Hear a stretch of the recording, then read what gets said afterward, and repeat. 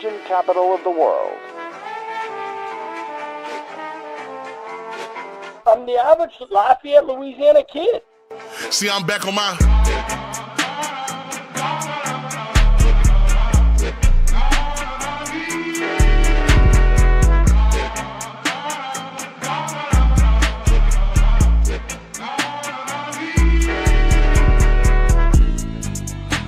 Hey, fellas. Hey, Raging Review said, congratulations. Say what's up, y'all. Yeah!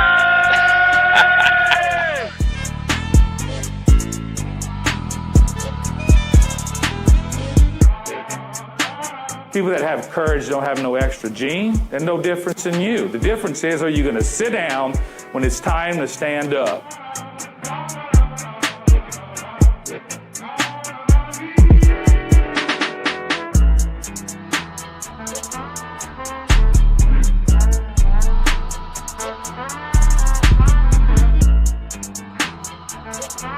Ladies and gentlemen, welcome in to Raging Review, brought to you by all those sponsors on our screen, unless you're listening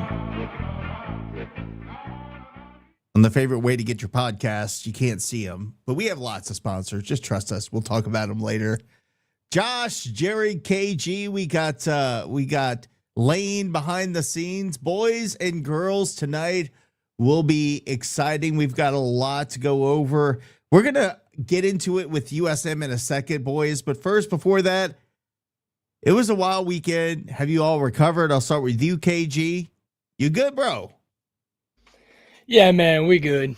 We good. You good? All right. Had a good time at the tailgate. I mean, things got a little crazy. We'll talk about that in a little bit. But listen, weekend-wise, my Wrecking Rams got over 500 for the first time this season with a big win over Lafayette High. So nothing to complain about last weekend other than the Cajuns, which we will be getting to shortly. But yeah, we recovered, man. Doug Edwards and Lane doing some drills after tailgate was phenomenal at 12:30 a.m. We can clip that somewhere in the show for our viewers to watch. I mean, that was an incredible Oklahoma drill of what not to do. I've got it on my phone, but my commentary is so terrible. Lane saying no. I agree, Lane. It was bad. Josh, you good, bro? What's going on? I was able to make y'all some money finally this weekend. So, and by the way, Big positive. Cat got the win. Big Cat got a win. Big Cat got the win. It's always good when the boys win. Big Cat was like he was like a merman in that water, man. The water was streaming down as the rain poured, and your boy was like, no problems. He's like a little merman. Man's just trying to end the season on a positive note. That's all. We're trying to go 1-0 every week.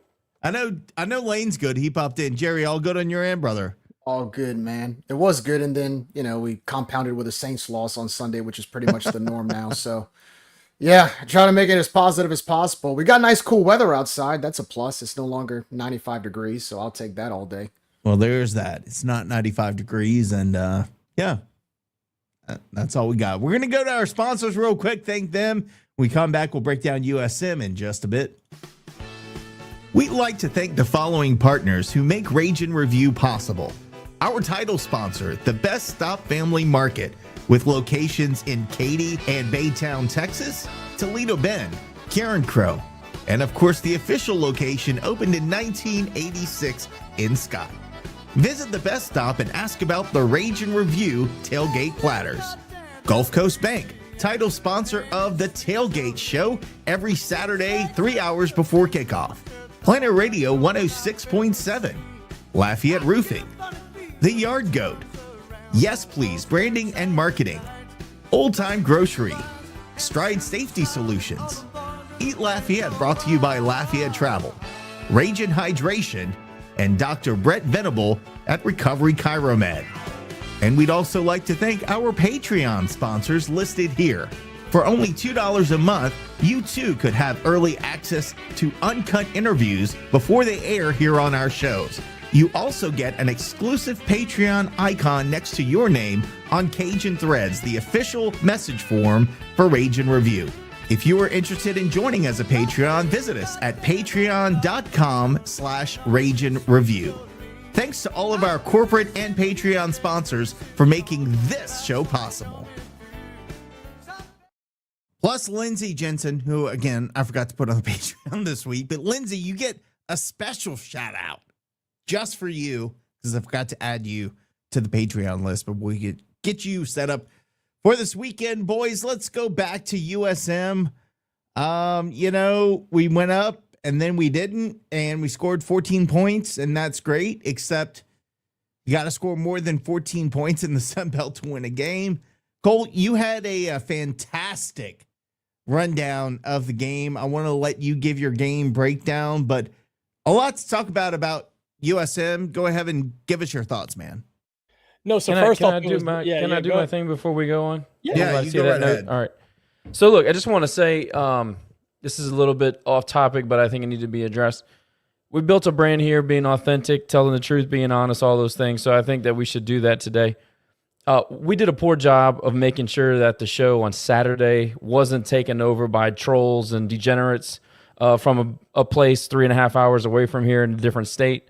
I want to say that that won't happen again as long as I'm part of this thing. And I wear a lot of hats around here. One of those hats are QCing and making sure that the quality is what it's supposed to be. So that was a failure on my part. And I want to apologize to everybody who watches and come here to be entertained, but also informed. So anyway, that was a failure. That will not happen again. And to those fans that chimed in and watched, we had something like we were knocking on the door of 2,000 live viewers. Thank you for your participation. At the same time, like when you come to our show, maybe have a little bit of etiquette and things won't get off the rails a little too badly like it did on Saturday. Of course, we want their participation, but there should be a certain level of respect that we can all show each other. I like having the rivalry with USM, and I think most of their people, probably 80% of, or maybe even more of their people, are good quality folks. But some of the back and forth just kind of got off. I don't even know how to describe it. It just wasn't good.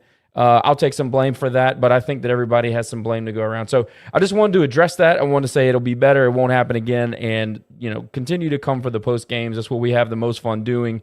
We do the show for you guys, obviously, but I thought it needed to be said. Yeah, I was going to get to that later, but glad you said it. And look, like you said, all of us have blame.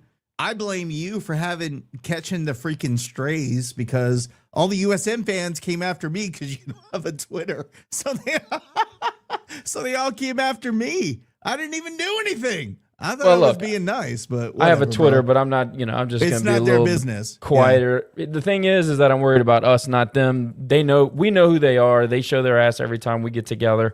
We should have been more prepared. I should have been more prepared, and I should have controlled it better. So apologize to our fans who come here for a certain reason, and they expect certain things from us, and we didn't deliver that on Saturday. Take full blame and responsibility. Won't happen again. We will be better going forward.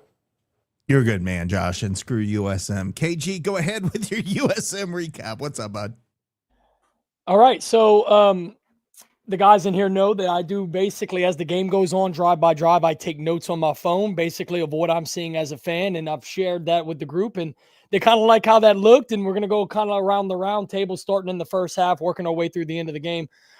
First and foremost, I thought the attendance looked atrocious on TV, especially for a homecoming game. I know that we're going to get to that topic a little bit later in the show, but opening shot of the stadium with the drone right above looked horrible. It looked like the end of a game, not the beginning of a game. But so I'll start with the ball game. First drive of the game. Southern Miss got a couple of first downs. I want to say 3 or 4, and then they had to punt because they were in bad field position. We get the ball. We go 16 plays, 85 yards, and a touchdown. Zylan's presence was very noticeable on that first drive. He had been missing since the JMU game, and right away you could tell with them giving him the ball, he was rattling off 4, 5, 6 yard runs in that first drive, and his presence was very noticeable.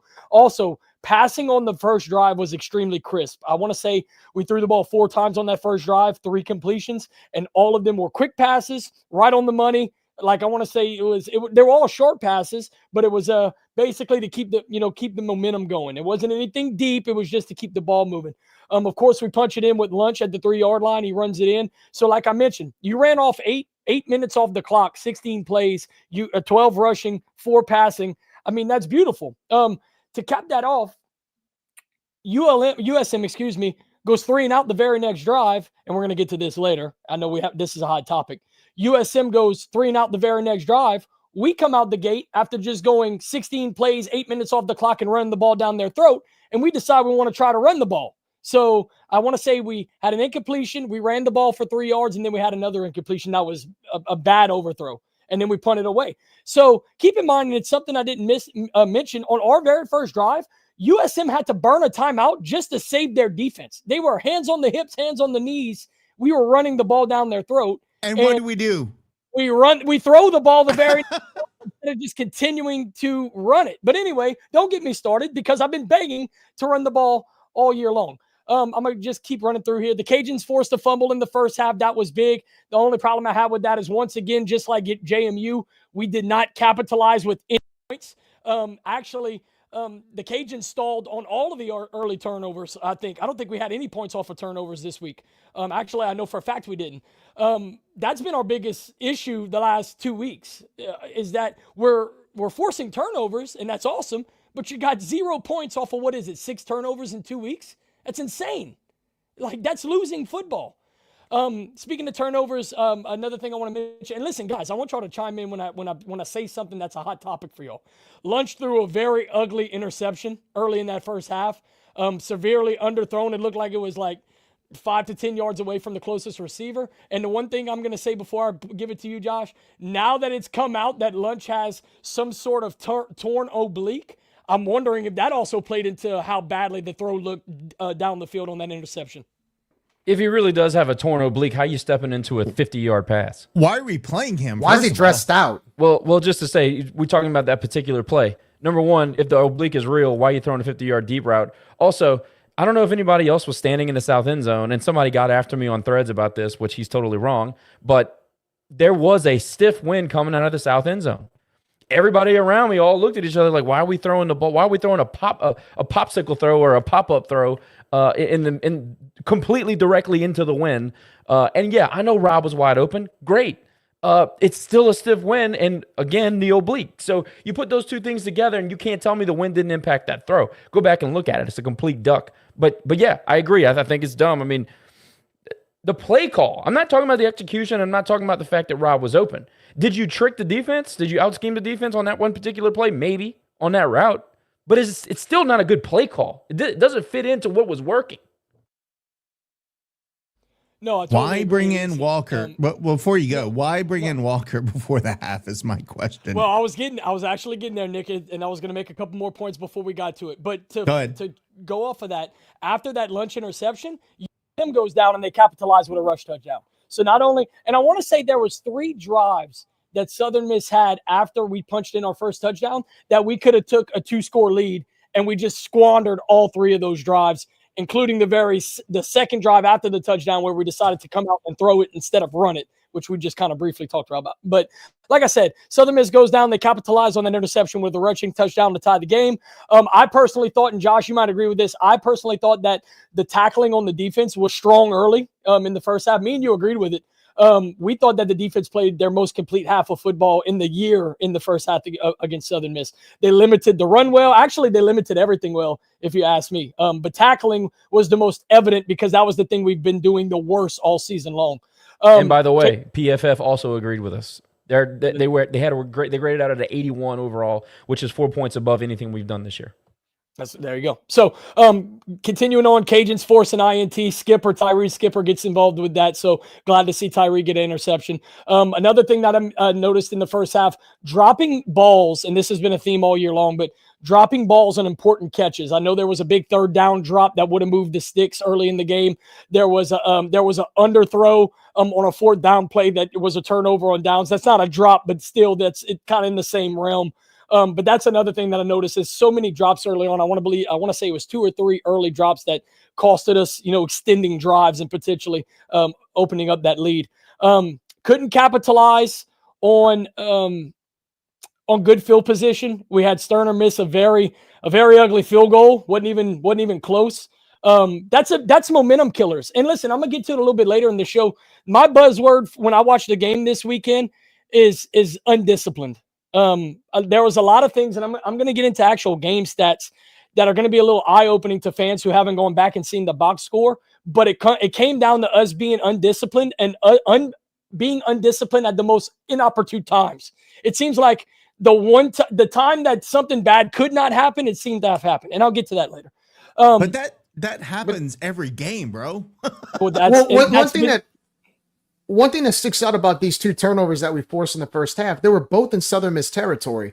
The fumble recovery and the interception. The interception by Skip, we got the ball at the 18-yard line. It was first down in their red zone, and we came out with no points. So it doesn't matter if you're playing USM. It doesn't matter if you're playing ULM. It doesn't matter if you're playing McNeese. When you force a turnover and you start your drive in the red zone, you got to come out with something, whether it's a touchdown or a field goal. And when you force turnovers in their territory twice and you can't score, you're in trouble. Because think about it. So we had 3 turnovers all game. Southern Miss also had 2 turnovers. They got 10 points in the first half from our turnovers, which included that touchdown from the interception, the first interception that Lunch threw, and then the one that Walker threw that we're about to get into a little bit. So to me, you add the safety in the second half, that's a 12-point difference right there. So when you can't, like to your point, when you can't capitalize, that's where it becomes an issue, and that's where the undiscipline comes in, for sure. No doubt, but that's why I said couldn't capitalize on the big INT, missed a field goal right there. That would have put us back up after, USM went and tied the game. By the way, I was sitting on the side where was anybody in the end zone? Was anybody in the end zone or got a view from a straight view from the field goal? Because I was wondering how bad did he shank it by? Oh, on the TV, it was bad. Like it looked like somebody blocked it initially, and then they went back and he just straight up shanked it. Like it was a complete shank. Oh yeah. Okay. But yeah, after that, USM goes down, they kick a field goal.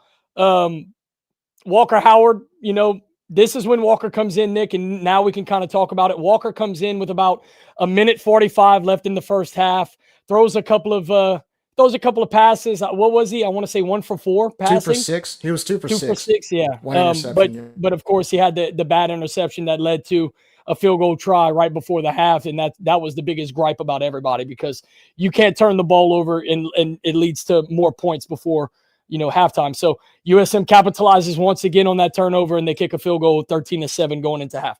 I mean, do you want to pause here and kind of talk about Walker, or do you want to save it for a little bit later in the show? Y'all tell me. I mean, no better time than now. Let's just talk about it. Get it out the way. Okay. Well, let me go ahead. Go ahead. No, I was just going to say, and we talked about it in the text message. I think, and we had some thoughts initially about why Walker came in right there. The media did as well. But then it comes out that Lunch has the torn oblique, right? So now that kind of changes my perception. Okay, well, they brought Walker in because Lunch clearly couldn't throw the ball well enough to lead a 2-minute drive. And that told me now, or tells me now, that the only reason Walker came in is because he was healthy enough to be able to throw the ball down the field.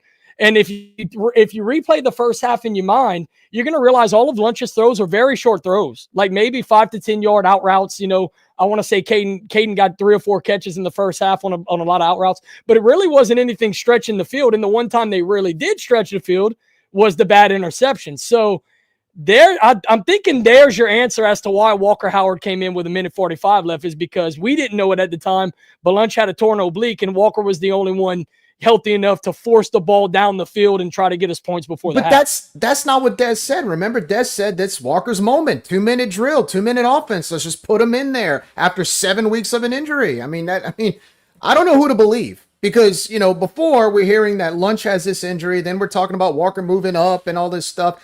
And then the main motive was he was supposed to be on standby because Lunch wasn't 100%. And then you put him in for a 2-minute drive, and then you don't see him again. And I have a feeling, and I know we'll talk about this later, but I have a feeling we're going to see Walker again this weekend. When? I don't know. How much is he going to play? I don't know. It's almost that Chandler Fields, Ben Woldridge rotation again from 2022 that totally helped us collapse. I have a bad feeling we're going to see that again. I just don't trust the decision this coaching staff is making on putting Walker in. I don't get it. I don't get it. You can't lie to the public and then scold the public for not knowing what they're talking about. You can't come out 4 days later and say, oh, well, actually, Lunch had a torn oblique. First of all, I'm not 100% convinced that Lunch actually had a torn oblique. Did y'all see him after the first touchdown dancing with Zylan in the Well, I'm going to just tell you, somebody who's a torn oblique ain't doing the running man in the freaking end zone after they score a touchdown. that's just, we saw Drew Brees go down with obliques throughout his career, and the dude could barely move his torso. So I'm just saying that part, that also could be true. The other part of it is, and Jerry, you could take it after this because I'm going to be short. I'm going to just reiterate what I said on Saturday. I am so sick and tired of this Walker love fest. He is so insignificant on this football team. He really is. He is a name, and he's from Lafayette. If he'd be from Shreveport, nobody would give a shit that he threw passes. Nobody would care at all that he got, he was supposed to get back into the game because lunch was, there would be no media hype. There would be no conversation around it. It is absolutely ridiculous how much time we spend talking about a guy who has never won a football game here, has started one football game here, who lost to Rice, and who's been injured. It's amazing how much time and capital we spend on this particular player. I'm not saying that to be ugly. I'm just saying he is completely irrelevant in the grand scheme of this football team who is now 2-5. It drives me nuts how much time we spend talking about this. So he should have never been put in the football game. Sam Altman's back there. You got Daniel Beal, who's been good enough to start for you. You telling me he can't run a 2-minute drill? And by the way, if Dez's reasoning for putting Walker in is because he's the 2-minute drill guy, I challenge him to go back and watch the Marshall game. It was a ridiculous comment in the moment. We all agreed then. And in hindsight, it's even more ridiculous. And that's, I'm going to leave it right there. And that's about as much as I have to say about the 2-for-6 interception that cost us a freaking 3 points and kind of put us behind the 8 ball and took all the momentum away from us yet again before halftime, just like last week or the week before. I would like to know, to your point about lunch dancing, if he has a torn oblique, why are you even calling run packages to begin with, right? I mean, if you have a torn oblique, the last thing you're going to want to do is go full Cam Newton, Taysom Hill packages where he's lowering his shoulder, running into a front 7 line that's ready to pounce on you. I mean, why would you even run those type of packages if you have a torn oblique? Jerry, why is he even in the game? Yeah. I mean, somebody said you had no healthy quarterbacks. We got 2 healthy quarterbacks. And look, Daniel Beal, I'm not saying he's a world beater. I'd have rather seen him in a 2-minute drill at some point, or Altman, like you said, Josh. Give the kid a chance. What are we doing? Trying to protect red shirts at this point? We don't have the luxury. We have 5 freaking losses. We can only afford 2 more, basically, and then we're out. 1 more. We can only afford 1 more loss for the rest of the season. Then we're out of bowl conversations. It's not even that. If ULM wins, hold on a second. What's the scenario, Jerry? Well, you remember? If USM beats ULM, we're done. Yeah, we don't have a chance. Yeah, we don't have a chance to win the West. That's right. So the only thing we can get is bowl eligibility. Season. Yeah. You can't get past 6 losses. So we're back to that. Correct. Yeah, right. We're back to where we were during the 3 out of 4 years. Yeah, we're back to we're back to HUD days, right? In the later stages of HUD days where we're just competing for freaking bowl games, that's where we are. Well, yes. I hate to say this, and Josh, you're going to get mad at me for saying it, but I have a feeling we're going to be seeing more of Walker Howard. There's something about these coaches that want him to play so badly, and to me, I'm at the point where, look, if you really want to play Walker that bad, and Lunch has a torn oblique, just start him. Just start him. At this point, everybody loves to talk about him. Everybody loves to put him in. He's got his moment in the 2-minute drill. Just start him. If that's what you want, just start him and be done with it. No more of this back and forth. But that's the other thing. That's the other thing, what we learned this week. If Walker Howard came here to take us to the college football playoff, like we were told, he's taking a medical red shirt this year. But insisting upon playing this season, when we are mostly mathematically eliminated, there's a very, very minor chance that we could still do something in the West, but it's very small. You've told me that you're probably going to pack it in after this. Like, I'm going to be shocked if the guy's on the roster next year.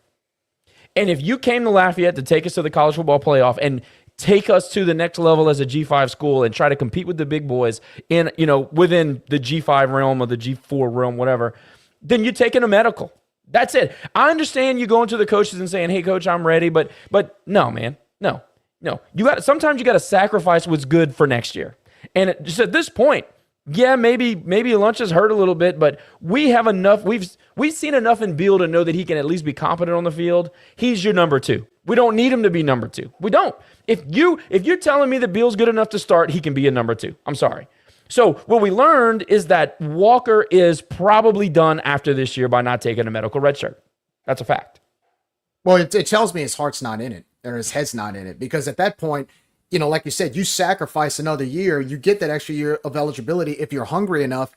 You went into one drive. Like, it wasn't like he played the entire second half or the entire quarter and a half like Lunch did against Marshall. He went in for one drive. That took away his entire chance of a medical red shirt with 5 games left. It's a great point. One drive to burn the red. Hey, what did Woolridge do? Woolridge laid his body on the line, sat, got healthy, tried again. What did Chandler Fields do? He didn't have to come back for that 6th year. He came back. Yep. So what's this? What is this mess that we're seeing right here? Coach put me in because I want to play one. I want to play one. I want to be available as a number 2 because this is my last year. That's what you told me. Yo, stop talking. Here's the truth. Ready? Matter what you do. Shit. If it doesn't matter, if it doesn't work, everybody second guess it anyway. So I don't give a crap anymore what people think about it. There you go. That's your head coach, boys. Well, don't give a crap what you think about it. Jumping the gun on that, but he was waiting to pull the trigger on it. We're going to get to that later. He was waiting for it. This was a perfect opportunity because he doesn't give a crap what you think. I mean, you inserted it. That was about as good as you could have inserted in tonight's episode. I'm just going to let you know. Y'all can go back and forth. He doesn't give a shit what you think. He's going to do what he wants to do, KG. That's where we are. Well, it's the point of confusion because he does they want to do what they want to do, but do they have a motive behind it? Or are they just flinging doo-doo in the air and just seeing where it falls? Is there a motive? Is there a strategy? Or is it just, it's a good day today, let's just play this guy instead? And look, I'm going to challenge this, Satan. I mean, I would say God bless you, but you are Satan. Chandler loved UL, Ben loved UL, Walker doesn't love UL. There is nothing in that I know of that says Walker doesn't love UL.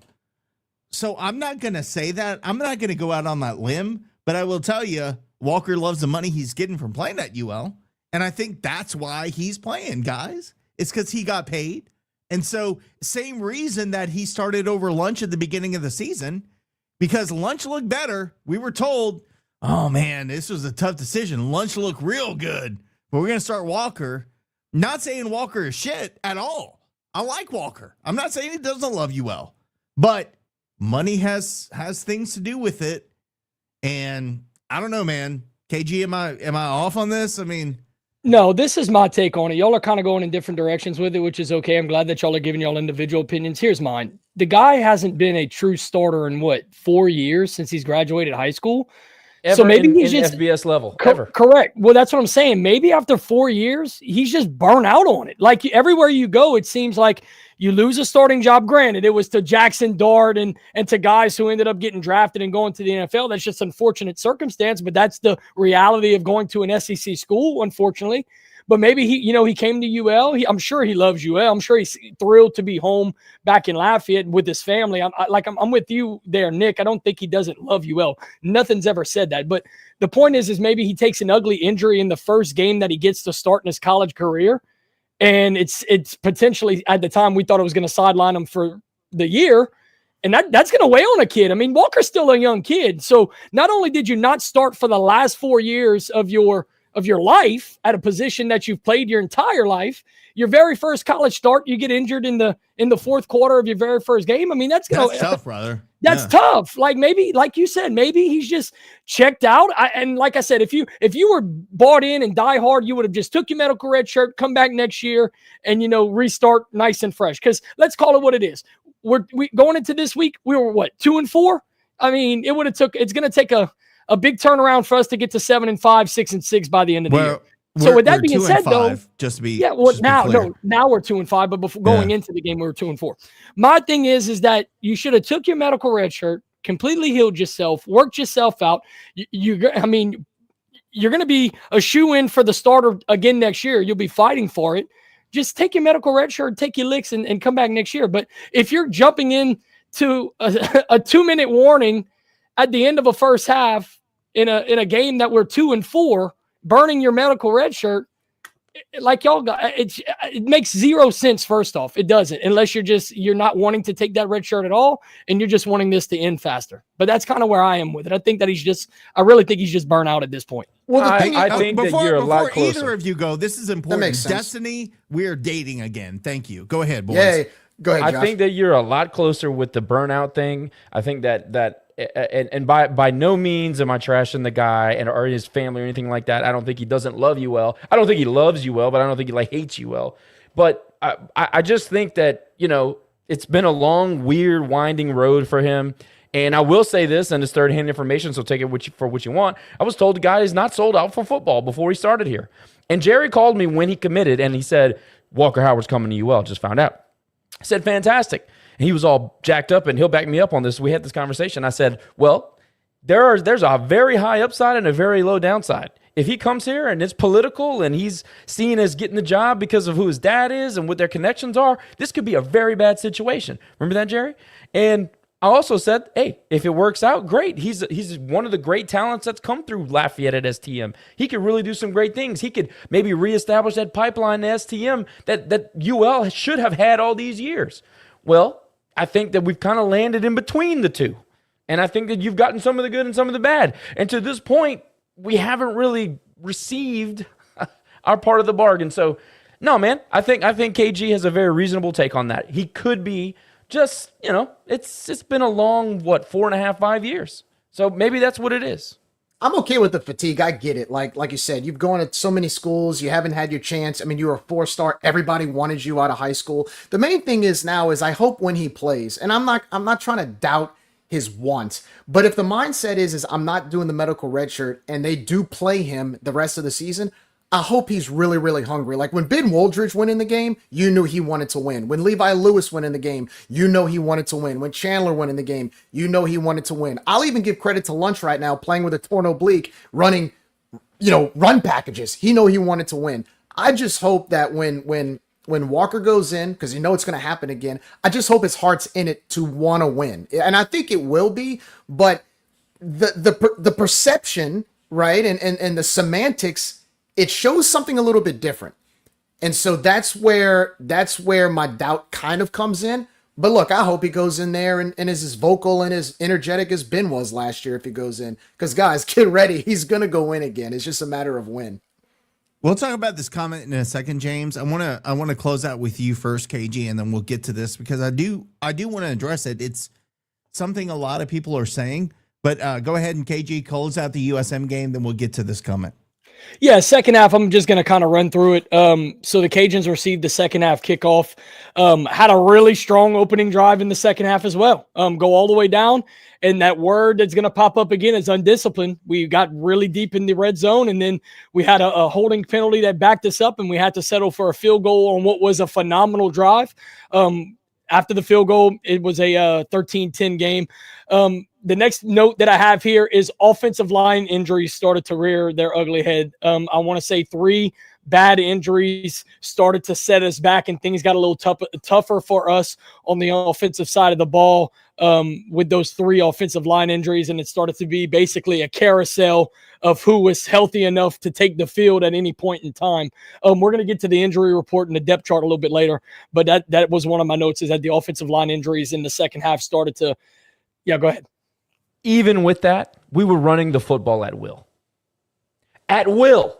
Not decent run here and there. No, we were running the football down their throat, even in the third quarter. Remember talking about that.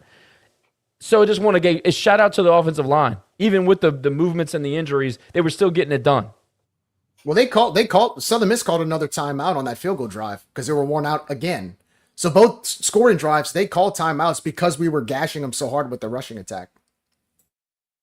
No, I'm glad y'all brought that up. Y'all are absolutely right. Even on that very first drive with the offensive line injuries that I heard Jay and them talk about in the halftime show, he said, it's going to be kind of a carousel of offensive linemen going into the second half. And even still, to Josh's point, I mean, they were still able to move the ball very well on that first drive. Moving forward, I'm going to fast forward. As I mentioned already, I thought the defense played a great game. I'm talking the whole way through.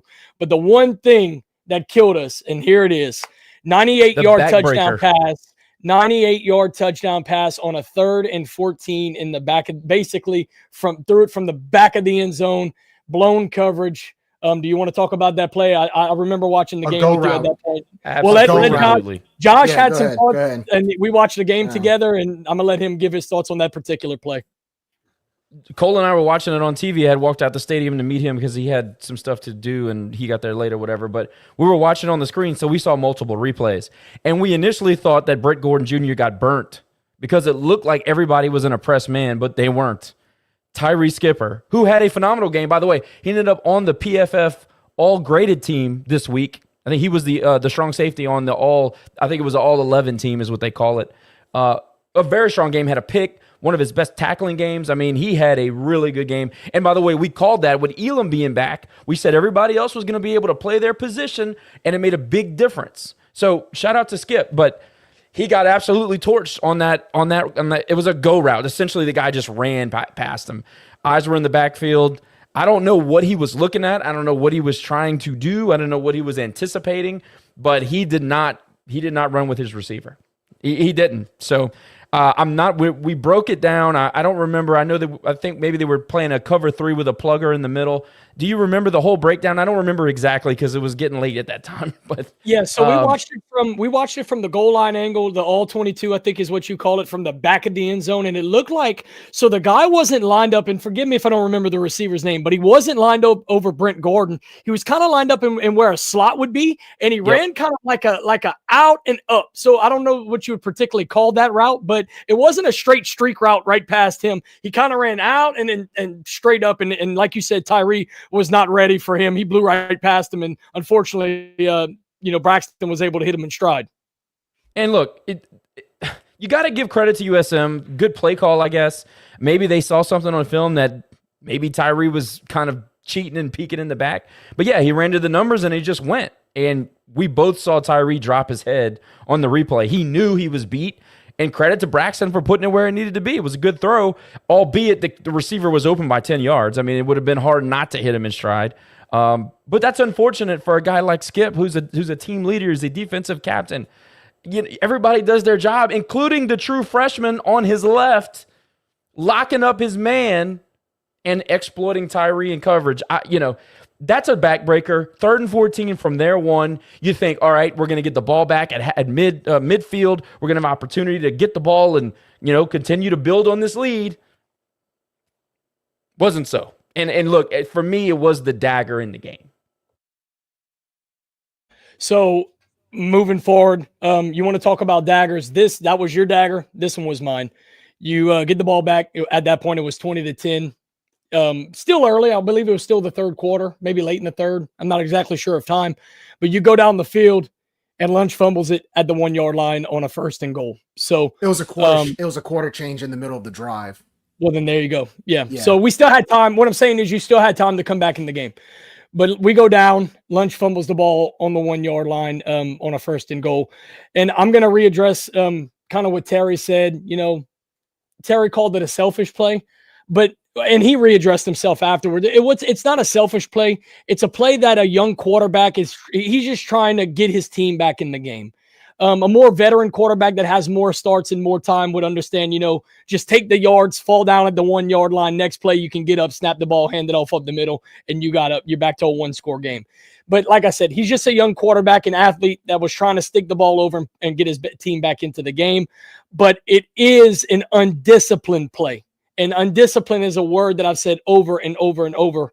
And in the second half, especially, that's when the undisciplined nonsense really started to come into play. Before I move forward, did y'all have any thoughts on the fumble at the 1? I listened to Terry's comments on that, and I didn't necessarily disagree with how he broke it down. I'm never gonna, and I said this on the show, I'm never gonna get mad at a mistake made with aggression. It's like we called it a crime of passion. I mean, the guy was trying to make a play for his club. I know that in the end, maybe you need to be a little smarter, but I can live with that. It's unfortunate and it sucks, and it was heartbreaking, but I can live with that. What I can't live with is the interception before the half, getting beat on a somebody called it a sluggo. A sluggo is a slant and go. That wasn't a slant and go. It was more like he veered into the numbers and kind of just went around Tyree. I can live with a crime of passion. I can live with trying to make a play for your club. I mean, the guy was 2.5 inches from the goal line. He's trying to do everything he can possibly do to make a play for his football team. I can deal with that. I can't deal with seniors and upperclassmen just making boneheaded errors. There's nothing boneheaded about sticking the ball out. You're trying to score. Hey, and one other thing that we didn't talk about, UL's ESPN production team, can we get some cameras down the goal lines, please? Like, there is no reason in today's world of college football that we do not have a clear camera angle straight down the goal lines. Josh, you want to know the reason that we didn't review the Lunch Winfield? I mean, me and you already know the answer to this, but to the fans watching, do you guys know why we didn't review that play? Because the only camera angle that we had was in the back corner of the end zone. We had no cameras straight down the goal line. It is 2025 and this is ESPN and we don't have any goal line shots. Come on, man. How much are pylon cameras? Let's do a fundraiser for pylon cameras. Well, and I'm going to defend Joel. I'm going to defend Joel. The man is criminally underfunded. And absolutely. I got to shout him out for the drone footage was sick. Now, maybe we pick a game where there's more people in the stands to do it, but I thought it was a cool touch. I mean, very similar to the USM baseball game where we had the drone. But it's homecoming. You should have it full. But no, I thought that the camera work from the drone was sick. But yeah, my biggest rant on the post game was, how do you not have the camera? And this isn't the first time, by the way, that the game has been impacted and we can't get a down the line angle. Now it was a fumble. You can clearly see that. I'm as far as I'm concerned, it was a fumble. But that's not really the point. The point is that we got to be better. Like, y'all want to compete at the highest level. Like to Brian Maggard's point, do we want to be big time? If we can't get camera angles down the freaking goal line, what kind of big time football you want to play here? I mean, that is absolutely unacceptable. I think another thing too, what made that whole drive sad, that was so depressing, was it was a long established drive. It was a 74-yard drive. I looked at it the other day and I'm just like, man, with the struggles that our offense has been going through, with the consistencies and the injuries, you needed that touchdown drive to really build some confidence back in. Outside of that 86-yard touchdown drive, that was probably our best drive. Even though we didn't score. And to Cole's point about being the dagger, I thought it was more of the dagger because of that than just the fumble. I mean, when you finally get something going, you finally get back into rhythm, you finally get a groove, and you fumble at the goal line, I just don't know if we had the mental toughness to come back from that. And then on top of that, I want to say we fumbled probably what? 8 minutes left in the game at that point. So you knew Southern Miss was going to run the ball and burn clock. Y'all know I do my homework. I got the drive-by-drive sheets right here in my hand. Oh, that was a 7.5 minute drive. And yes, whenever we fumbled it, there was 12 minutes left in the game at that point. But we basically burned the last 4 minutes of the third quarter and then the first 3 minutes of the fourth quarter. So it was a 7-minute drive and you ended up with nothing. So yeah, you can't come back from that. You can't come back from that. That was tough. That's the tough part, because it was a good drive. We converted some third downs. We mixed and mingled. It was very much like the first touchdown drive. And then you come out with nothing, man. That was rough. So listen, I'm basically going to wrap it up here, because after that, it really went downhill quick. They get the ball. We basically force a punt from the back of our end zone, and we run into the punter. And me and Josh looked at each other, and he almost threw this little Raging Cajun helmet that's in the background. He almost threw that helmet through my TV. But that's one of the undisciplined. I mean, Josh, we counted on our fingers how many undisciplined plays we had in the game. And just off the top of our heads, we had rattled off 6 or 7. And if we really sat down and put it on paper, we probably could have been closer to 10 to 15. But undisciplined was the name of the game. But running into the punter in the end zone, that was another boneheaded move. And then, of course, that was pretty much from there. You have a safety to cap off the game, and Southern Miss ends up winning 22-10. But before I open it to you guys, this is something that maybe y'all haven't even thought about, and it's something I haven't said in the group yet. If you go back and look at everything that USM capitalized on turnover-wise, and everything that we didn't do between having the holding call in the red zone that only led to a field goal, having a fumble at the 1, how many? I did the math. You know how many points that's a swing? That's a 23-point swing. Yep. It's a 23-point swing. Yep. So if you're not undisciplined in those situations and you capitalize whenever, and I said this in the post game, USM gave us every opportunity to remain in that game, not only remain in it, to win it, if we're being honest. I mean, look, I have the stats right here. We had 19 first downs. They had 14. We had 217 yards rushing. They had 133. We were basically identical in total yards. Where's it at? They had 371. We had 352. Keep in mind, they had a 98-yard pass play. So they outgained us by, 19, 20 yards? But, 100 of that almost is on that one play. So stat-wise, you outplayed them. But I hate saying that word because it doesn't matter if you don't end up with a W. It just makes it sound like a moral victory. And at this point, it does in the larger context because it's a pattern. Rice, bad football team, outplayed them. They gave you every opportunity to win the game. You couldn't do it. EMU, bad football team. You outplayed them. They gave you every opportunity to win the game. You couldn't do it. USM, average to bad football team. They gave you every opportunity to win the game. And even after you shot yourself in the foot, you still had opportunities to win the game, and you couldn't do it. And then you have your coach go into the media after the game and say, man, we're 6 or 7 plays away. Playing winning football except for 6 or 7 plays. Shit, it doesn't matter. If it doesn't work, everybody second guesses it anyway, so I don't give a crap anymore what people think about it. 6 or 7 plays away. And what did you say we figured out on undisciplined plays? 6 or 7. And really, I went back and it was more like 11. But the point is that this coach believes that we're playing winning football and we're scraping the bottom, and we'll talk about the strength of schedule here in a little while. We're scraping the bottom of FBS football in strength of schedule and how we're performing against that. And they're talking about 7 plays to win games against who? Rice, EMU, Southern Miss, bad teams. So what are we really talking about here?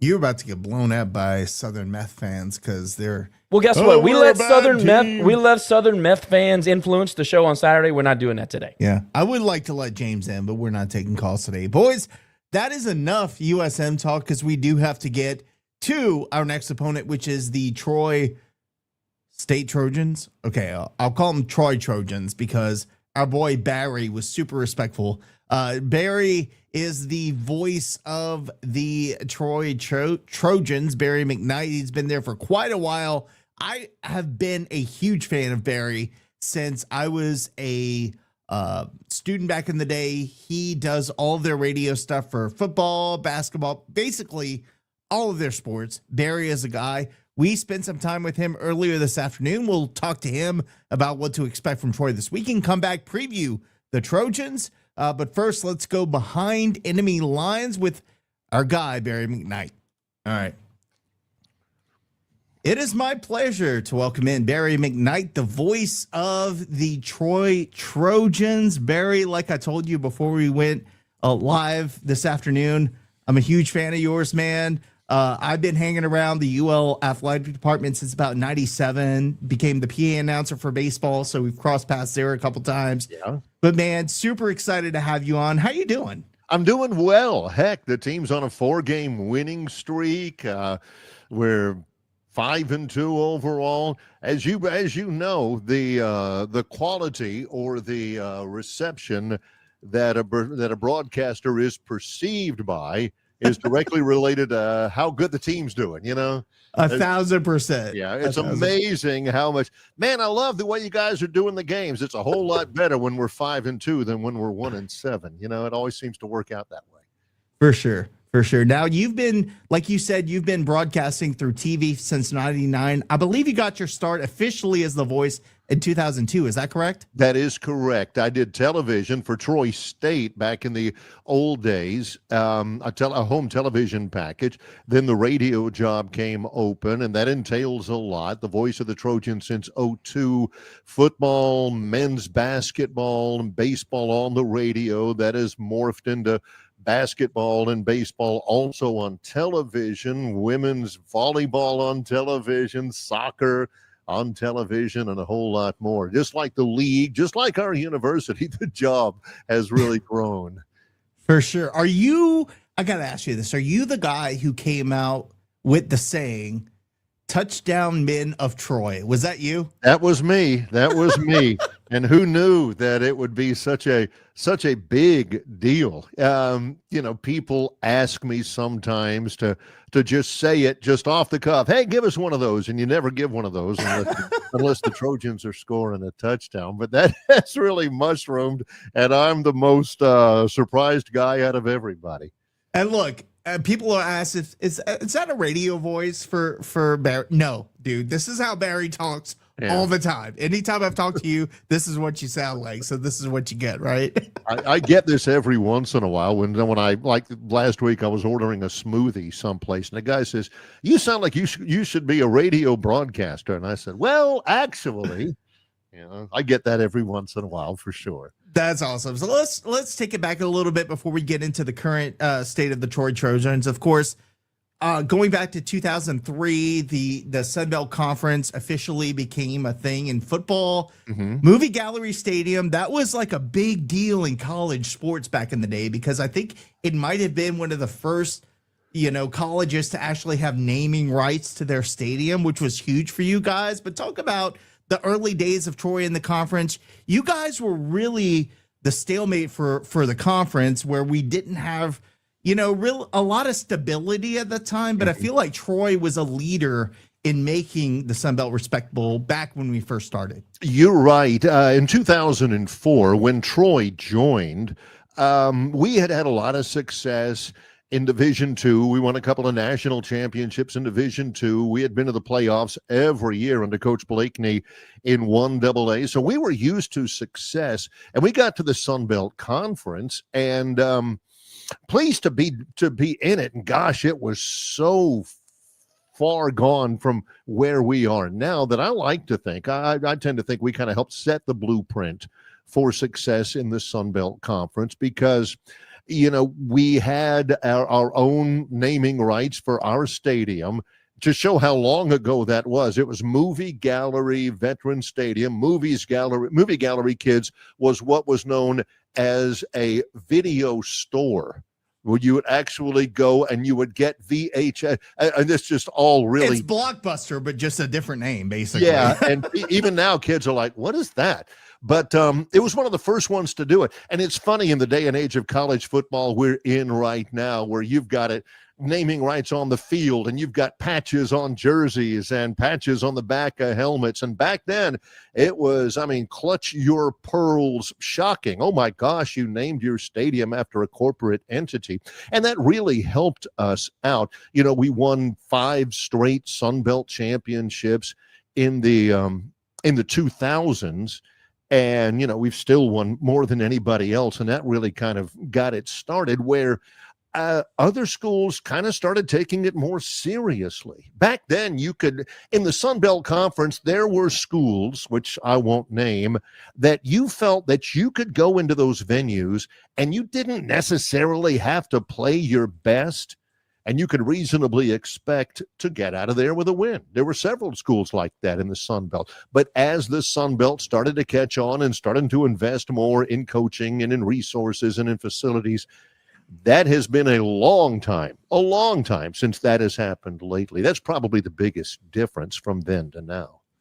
For sure. And let's talk about the evolution of the conference, man, because like me, I've been there through when I think North Texas won the first championship, and I think they were 5-6 winning that championship that year. And then now here we are. Talk about the evolution of the conference and where you think the Sun Belt goes from here. Well, it goes back to what we were talking about before. I started doing a television package for Troy State way back when, and when we started getting into the into Division 1A and started to get into the league, it was on a regional cable network, and you did the games, and there was maybe 70,000 homes it got into, and some games you didn't do, and some games you went on the road and it wasn't televised, radio only. That's been the biggest difference, is you can watch everything all the time from beginning to end, all throughout this league. The exposure is so much better than it's ever been. And the quality of broadcasts and the quality of the resources into those broadcasts have really elevated the Sun Belt Conference.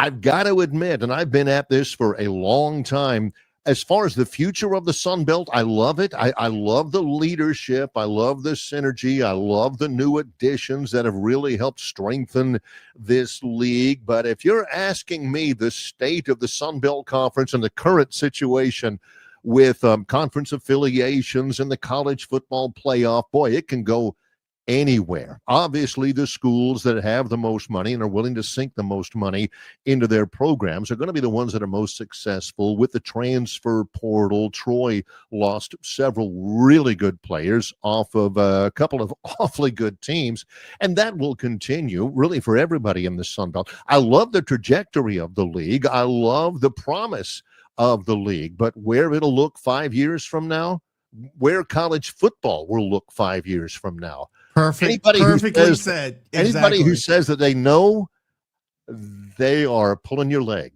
because it ain't happening, because nobody knows. Nobody. Let's turn our attention to the Trojans. You guys are sneaky good this year, and when I say sneaky good, because Southern Miss is receiving a lot of the love in the West, as they stole all of Marshall's players and coaches. Yeah. But you guys are 5-2 overall and 3-0 in the conference. Talk to us a little bit about what contributed to the big turnaround from the 4-8 record last year. Well, I think the big point to make there is that the turnaround actually came before the 4-8 record was finished. You'll remember we started, again, after 2 straight Sun Belt Conference championships, we started last year under Jared Parker 1-7. 1-7 at Troy. We that's unconscionable. But the turnaround, to answer your question, started right at 1-7. We won 3 out of our final 4 last year. The only loss was that loss down in Lafayette, and it was a pretty convincing loss. But you started to build that momentum last year. People started to really take the momentum of the offseason, of the late season into the offseason. And Jared Parker and his staff, they started to build some belief from the players that, hey, this guy knows what he's doing. This is going to happen. And it really kind of started into this year. It was a good core from last year, particularly defensively, that came in. And you get some success early. Should have beaten Clemson in week 2. The only one where I think Troy was really soundly beaten was at Memphis. But it really kind of started in the locker room and, in the position rooms. The 4-game winning streak, none of them have been easy. The win over Buffalo, at Buffalo when you're down 17 in the fourth quarter, the win against South Alabama, which is critical if you're the Troy program, that went into overtime, the win against Texas State, where we're down 28-7 in the first quarter and won it. And then in Monroe, which is always a house of horrors for Troy, it's like time and space and logic stands still in Monroe. To get that win belies the fact that Troy has had a lot of injuries. Troy has had several question marks throughout the year, but the culture and the belief and the chemistry has really been a key factor. And again, to answer your question, that really started after week 8 last year. Going back to the Texas State game, how does it feel beating Texas State in their last year in the conference? Well, I like it. We've always had success. We've only lost once to Texas State, and that was last year. To go to their place, and they had put so many eggs in that basket. It was their homecoming. They had really been promoting a huge crowd, and it was a big crowd, biggest I've seen down there. And they had all of these expectations. Now they're going to the Pac-12, which is not your daddy's Pac-12. And, they were going to finish this thing off with a flourish, and they're up 28-7, and life is good until the next 3 quarters and the overtime. They played really well. They have got a good team. Holy smokes, they've got some talent. I love their quarterback. They had so much momentum, but for whatever reason, they've lost some excruciating games. It's a tough trip from Troy to Texas State and from Texas State back. And boy, that trip back was one of the most memorable Troy experiences I've ever had because of the nature of how they came from so far back to win it on the road at their homecoming in the league. that was a happy plane flight back to Montgomery, Alabama, I can assure you. Gotta tell you, brother, you had a Troy fan here because I want them to lose every game this season. And they have so far in the conference, but Right. it's funny. Pac-12, they try to build it as this big thing, which is great marketing wise. But as you said, in the grand scheme of things, they're G6 now. They're just like us with different travel partners. I guarantee you the trip from Troy to Louisiana Tech will be a lot quicker and easier than it will be to San Marcos. But they've been a great partner Right. throughout, but still, It was a sweet victory. It did not feel bad to get out of there with that W. And sure. we're 12-0 against them, so hopefully we can make that 13-0 this season. But the way our season is going, I don't know. Let's turn it back to the Trojans. You guys are battling injuries at the QB position, as are we. We're down to QB3. Right. Goose Crowder, man, I love the name. I wish we had Goose versus Lunch. Yes. Are we going to see that this week? That is my question. We are not, unfortunately. Oh, man. Goose hurt himself in the Memphis game, and that really presented us with a crossroads. He's a terrific quarterback, Goose Crowder from Gardendale, Alabama, and he was one upon whom we had pinned a lot of our hopes before the season started. If you look at it, Troy's too deep heading into the opening week of preseason camp. Trey Cooley was the starting running back. He looked terrific. He hadn't played a snap, hurt his knee. He's gone. Goose Crowder's not playing. We've had just injuries all up and down. Our starting right tackle is gone for the year. As a matter of fact, in the ULM game, 4 of our starting offensive linemen at the beginning of the year did not play in that game. So what has helped is the ascension of the backup quarterback, Tucker Kilcrease, who had been a spot starter a little bit last year. He has really grown into that role. He threw for 415 at Texas State, Sun Belt Player of the Week. He hasn't thrown an interception, knock on wood, in his last 3 games. So in a sense, Tucker Kilcrease to this point has saved our season. Goose will be back. He had a shoulder injury and pins are in it, but he'll be back at some point. But right now, with Kilcrease and with our offensive line, depth was a real strength, I thought, going into the year. Boy, we are as thin as a sheet of paper right now at those positions. Now, here's my question to you, kind of off topic. Is that happenstance or is it conditioning? Is it a conditioning issue or happenstance?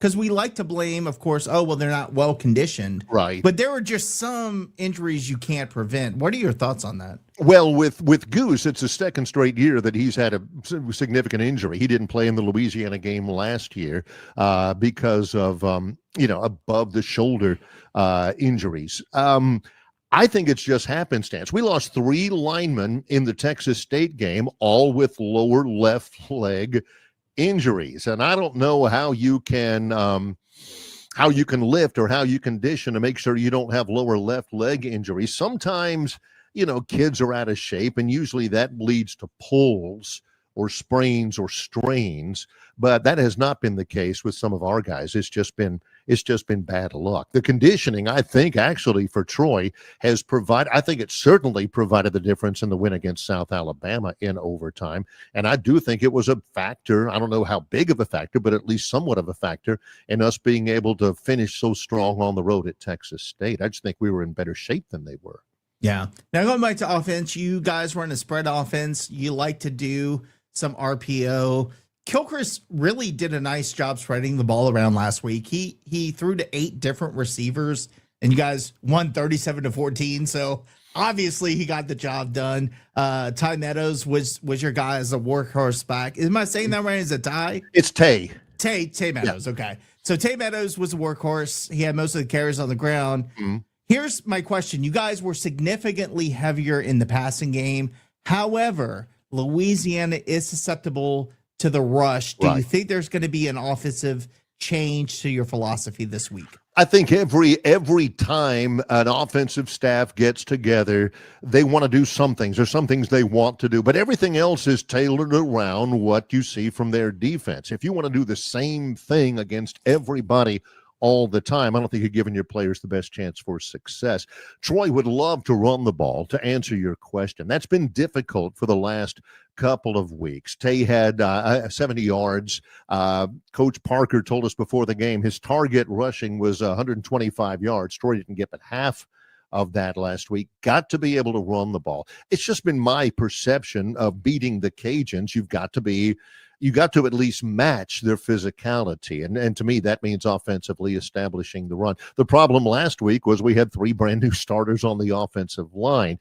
Some of those starters who missed last week are going to be good to go on Saturday. So maybe that will be a key for this one. But overall, the way that Kilcrease has been able to run the offense, how he has grown into that quarterback role, I think is our best shot. The week before, DJ Epps had 10 catches, 2 touchdowns, and the 2-point conversion to tie late in regulation. He didn't have a catch at all last Saturday. But there were other guys who were open. They were bound and determined not to let Epps beat them. And there were other guys who took advantage of that for Troy. I think you've got to kind of pick your poison if you're Louisiana. But then again, Troy has done a really good job of making adjustments, particularly at halftime. We've been an awfully good second half team. So I don't think it's absolutely critical that you have to establish the run. I just know that against Louisiana, in our history with them, the better you run the football, the better you stop the run, the better chance you have against the Cajuns. Even with the offensive line injuries, you guys are still able to bully ULM in Monroe, and getting the win there isn't an easy thing to do. One of the guys that stands out for us is senior right guard Matt Henry. Talk about the strength of the offensive line and what we should look out for this week. He's the strength. He really is. It's tough to think about the offensive line as a strong position right now because of the injuries, but it is a much deeper offensive line than it was last year. There's depth all the way across there, and we've needed every bit of it. We've got a true freshman center named Paul Bowling, who's been a revelation. Didn't play last week, got hurt against against Texas State. He's back. Eli Ross is back. But Henry is a great story. Matt Henry is from New Zealand, born in New Zealand, grew up by and large in Australia, spent some time, learned about football in the Cook Islands. No clue where the Cook Islands are, but it's somewhere in the Pacific Ocean. He came to the United States, played JUCO ball in New Mexico, came to Troy, had to show him, how Division I players put their shoulder pads on, and he's maybe the best pro prospect we have on the team. He's 360 with light feet and a mean streak. Matt Henry is one of those guys that just, it's almost as though you wave a magic wand and poof, here's this kid with all this potential, and he's dropped on your doorstep. He is definitely the strength of the offensive line, no doubt. Now, defensively, you guys were in a 3-4 base, right? Yes. And then you give multiple looks, like any other conference team does. But you guys have a lot of movement around the defensive line. Talk to us about how to defend. So, first of all, we like to be balanced, even to our detriment, where we're running the ball and then we decide to pass it when we're successful in the run and vice versa. How do you think Troy counters the fact that, one, you don't really know what's coming to you on offensively from Louisiana, and two, we don't even know who the starting quarterback is. If I'm being honest with you, Lunch should be starting, but there are questions about his health. So it may be Daniel Beal, it may be QB4, it may be QB2, Walker Howard. How are you guys going to counter that defensively? Well, the main thing is speed. We got gashed against Texas State. I mean, they had over 500 yards of offense against us. South Alabama, the Troy defense has been vulnerable over the last couple of weeks. ULM doesn't have the firepower; they weren't able to take advantage. But there are questions about the Troy defense. To answer your question, most of it has to do with team speed. Everybody defensively can really, really run. We've got a JUCO bandit, the rush end. His name is Donnie Smith. He leads the league in sacks at about 215 pounds. He can really go. I think Troy's got the best linebackers in the Sun Belt Conference. The strong side linebacker, Devin Lafayette, can really go. I think he's 6th in the league in tackles. The real bell cow defensively is Jordan Stringer, the other linebacker, who I think is tied for 3rd in the league in tackles. Those guys are just all over the place. A lot of speed on the defensive secondary. Couple of things to look out for. Middle linebacker Stephen Catledge for Troy. He got hit with a targeting call in the second half at ULM. He won't play in the first half against the Cajuns. Starting safety David Daniel Sisavon.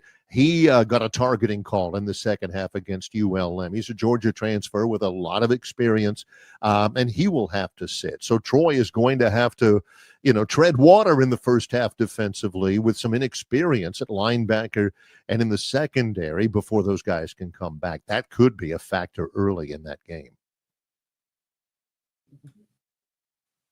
The defense, you guys held ULM to 40 points last week, and you talked a little bit about the players that are going to be out the first half. Have there been any other players that have stepped up in the game last week? In their absence? The what I love about this defense again is some of the depth that we did not have last year. There's everybody otherwise is healthy. Everybody is good to go.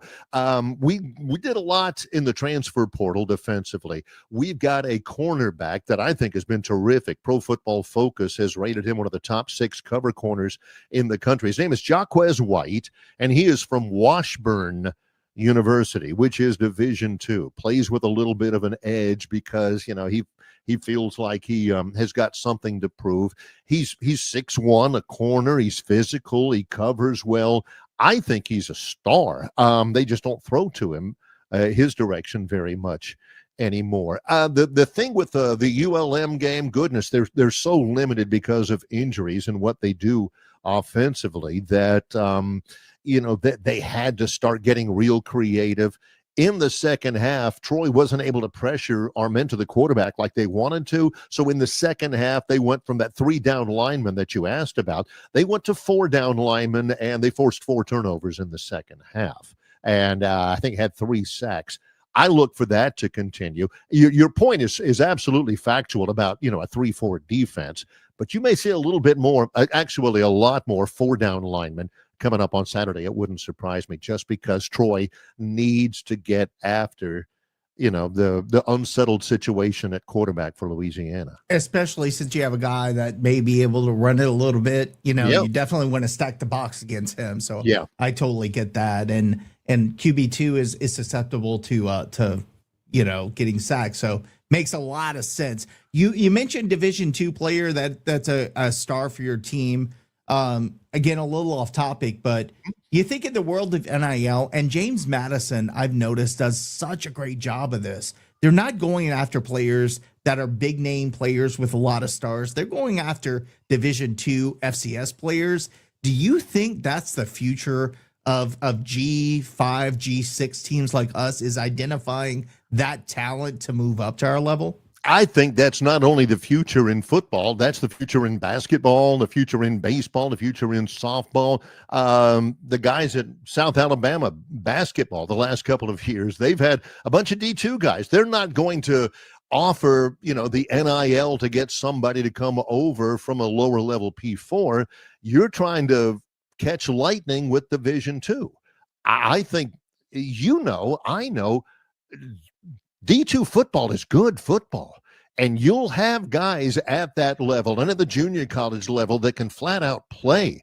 What you want to do, number one, is you want to be able to watch film and take a look at him, and don't necessarily watch against the competition. Watch what he does well. And, if he's got good feet, he's got good feet, whether he's in D2 or FBS. If he's physical, he's going to be physical no matter who he's playing against.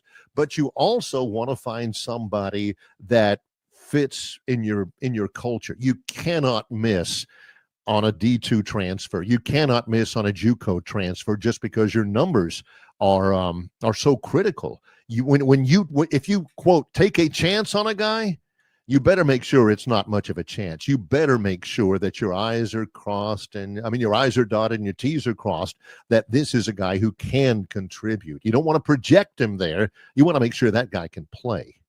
That's where all the analytical guys on your on your staff come into play. No It's like doubt. you gotta make sure you're getting the right guy in place. But again, don't just depend on stars. You gotta look at film. You gotta analyze it. So I think that's where it's going to be super important. Okay, the fun part we get to now, Barry. We of course expect to have a good, caravan of Cajun fans going out to Troy, Alabama this weekend. Talk to us about the watering holes, restaurants. Where do our fans need to visit this weekend? Now, for those who haven't been to Troy, I need to make the point, first of all, it is a very small town. It's, I think, the second smallest town that hosts Division I-A football in the country behind West Point, New York. So it's small, but there are options. Downtown on the square, if you want fine dining, you have a place called B. Graves with my friend Lauren, and they do a really good job with nice stuff. There are a couple of restaurants also on the square. The market is really good. They have a lot of different items there, and it's kind of a quaint sort of a place. The corner has good burgers. If you want, I don't know if it compares to the food in Lafayette, but if you want seafood and all that, the place to go is the Half Shell. It's not the Half Shell, associated with the one in Lafayette, but it's its own entity, and it's really good. But despite the size of this town, and I love living in a small town, there are some really good places to eat. Look, Cajun people will do seafood. They won't do Cajun places. So as long as it's not like saying, "Oh, we're Cajun," right, then we'll do seafood, right? Yeah. So that's okay. Go. But I like that. That leads me to my next question. You've been to Lafayette a lot of times throughout the years. What are your places you hit up when you come to Lafayette? Well, my crew, they're the ones that handle all of the pre-trip research and all of that. But we always seem to end up at Trojans. Trojans is like charity. It never faileth, it always good. Don's Seafood. There was a place called the Blue Dog Cafe that we were. Oh, man. I missed that. The Blue Dogaritas, the seafood wontons. They were my favorite. I'm getting a tear in my eye to even say that right now. Of course, Jay Walker put me onto the Old Time Grocery. I hit that up for lunch all the time. We always seem to find ourselves. We eat breakfast all the time at the place downtown. You're talking about Dwyer's? T. Coons. No, T. Coons. T. Coons, yeah. There. So, yeah, we I like it. Of course, I'm here for basketball. I'm here for baseball. So I'm here a lot. I'm in Lafayette a lot. Those are the places I kind of tend to find myself whenever I'm hungry. That's awesome, man. You're well-versed in Lafayette. So that's amazing. Within the SBC, I mean, obviously, I would hope you would say Lafayette's your favorite place to visit. But what is one of your favorite places to visit within the SBC when you travel for away games? Well, it's funny because of the way the league has gone. I've only ever been to Norfolk once, and that was for baseball last year. I've only ever been to JMU once, and that was for basketball last year. So I can't speak to those. I do like San Marcos. San Marcos, right on the river. They got a couple of really nice restaurants. It's kind of a bohemian nightlife feel. That is really good. Golly, there's several of them, of course, Atlanta, but don't say Conway. If you say Myrtle Beach, I'll give you that. No, but not Conway. No, Conway. If Conway, you've got a Waffle House or two. That's about it. But I like Boone. I like Boone, North Carolina. I lived for a good while in North Carolina, but yeah, for the guys, for everybody, and when we look, as all media do, look at your upcoming schedule and you see where you're going, you say, oh man, we got Lafayette, we're going to go there. Okay, here's what we're going to do. There's where we're going to go. You don't necessarily have that in Jonesboro and Monroe, but we definitely center up on when we're playing the Cajuns and thinking, okay, now this time we got to go here. We hadn't been there in a couple of years. Lafayette is definitely a circle it kind of a destination spot in this league. I would say that's the one thing about FIU I miss is that going down to Miami, darn, got to go down there. Oh, man, that's tough. Man. Look, Barry McKnight, the voice of the Troy Trojans, joining us today, man. It has been a pleasure again. I've been a fan of yours since I was a student back in 1997. Oh, well, actually 99 when you started, but appreciate you coming on. Are you going to be on the simulcast? Tell us where we can find you this weekend. Yeah, it's a separate telecast. It's about the only ESPN Plus property that we have that I am not on the play-by-play. I do the radio for football, and you can find it at TroyTrojans.com. You can look for the online there. We've got a lot of affiliates in and around the state of Alabama, so we're looking forward to it, to be sure. It's one of those. It's the first of 2 straight games at home, and the Trojans have been on the road a lot lately, so it is a big deal for us this weekend, and I'm proud to be a part of it. Appreciate you, sir, as always. Again, Barry McKnight, voice of the Troy Trojans. Thank you for joining us, and good luck this weekend. Not too much luck, but we look forward to visiting Troy, and we'll see what happens. Thanks for the invite. I enjoyed it, fellas. I appreciate it. Barry McKnight, boys, that was one of the most fun interviews I have done in a while. I want to give you guys an opportunity to chime in. I don't think we need to do a whole lot of review about the Troy Trojans offense and defense. I think he did everything he needed to do. But KG, how awesome is Barry?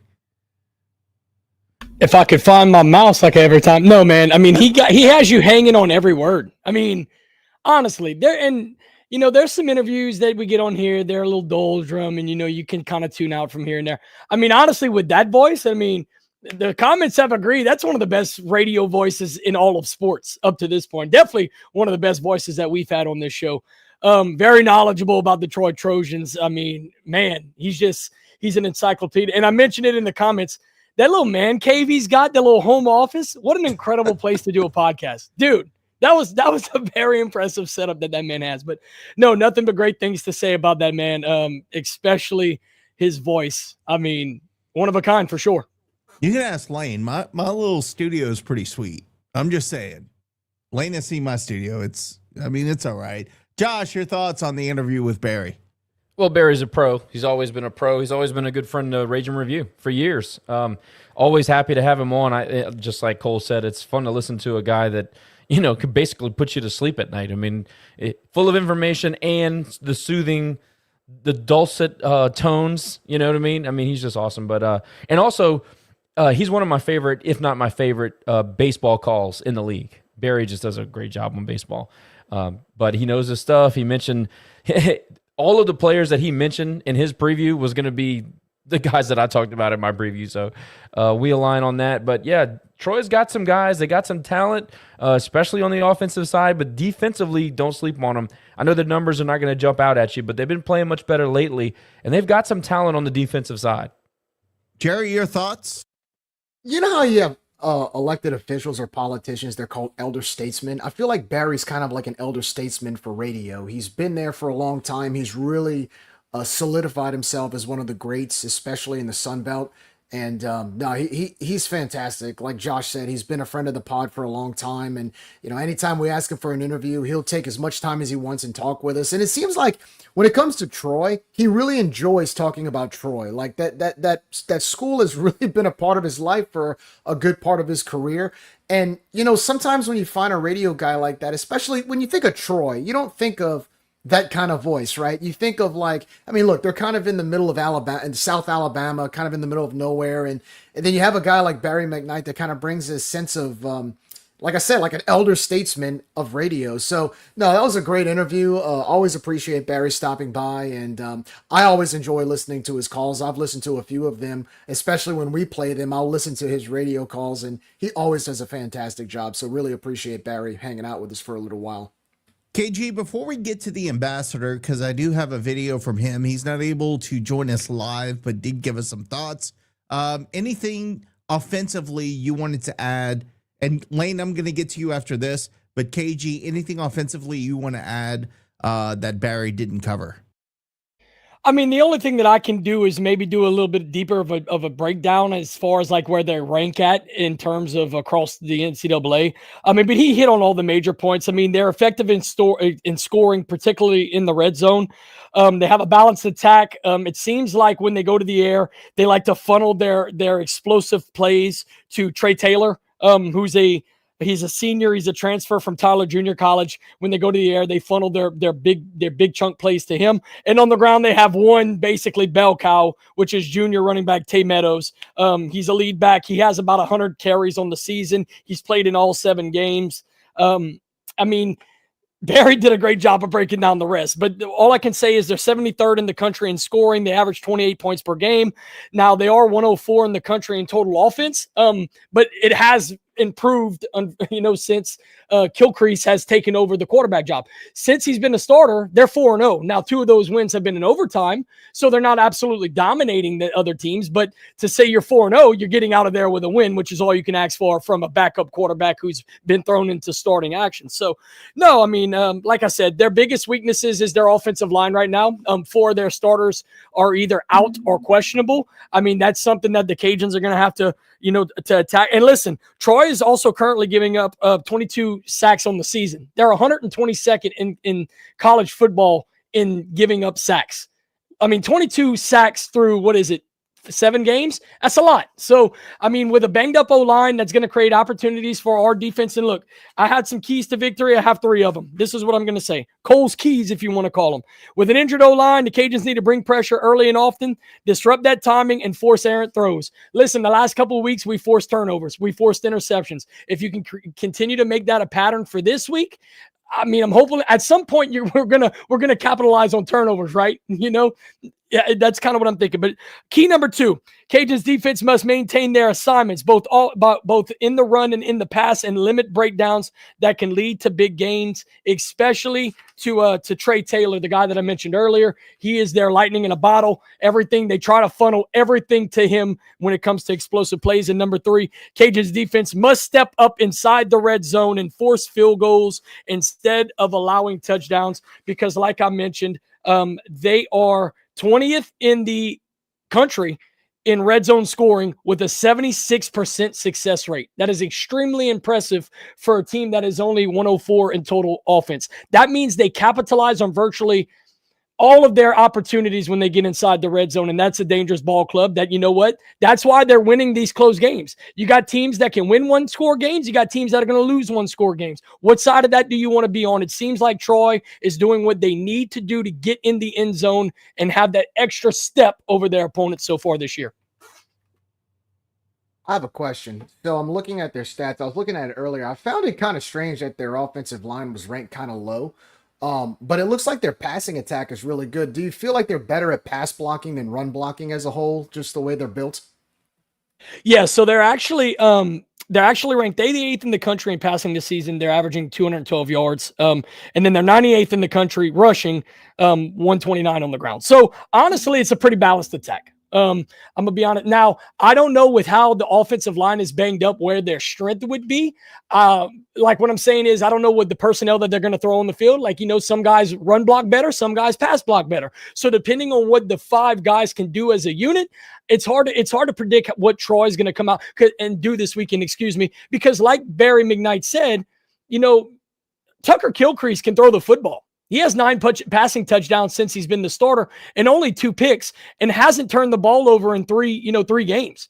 So, I mean, on the flip side of that, listen, their running back junior, Tay Meadows, like I mentioned, I'm trying to find exactly where his stats are. He has 100 rushes on the season, 505 yards, and 4 touchdowns.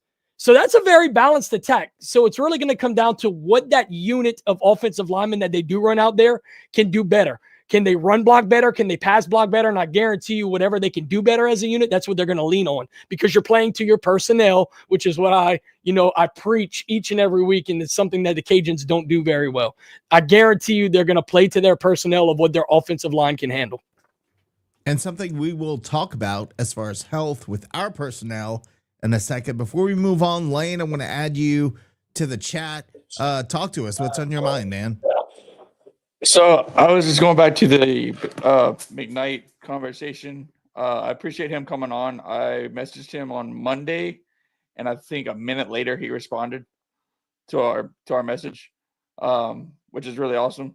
Meanwhile, we're hearing crickets from our admin on week 3? 2 weeks. Of emailing 3 them. weeks. So, but yeah, I thoroughly enjoyed the interview. Barry has a lot of knowledge when it comes to Troy, and seems like he really enjoys coming to Lafayette.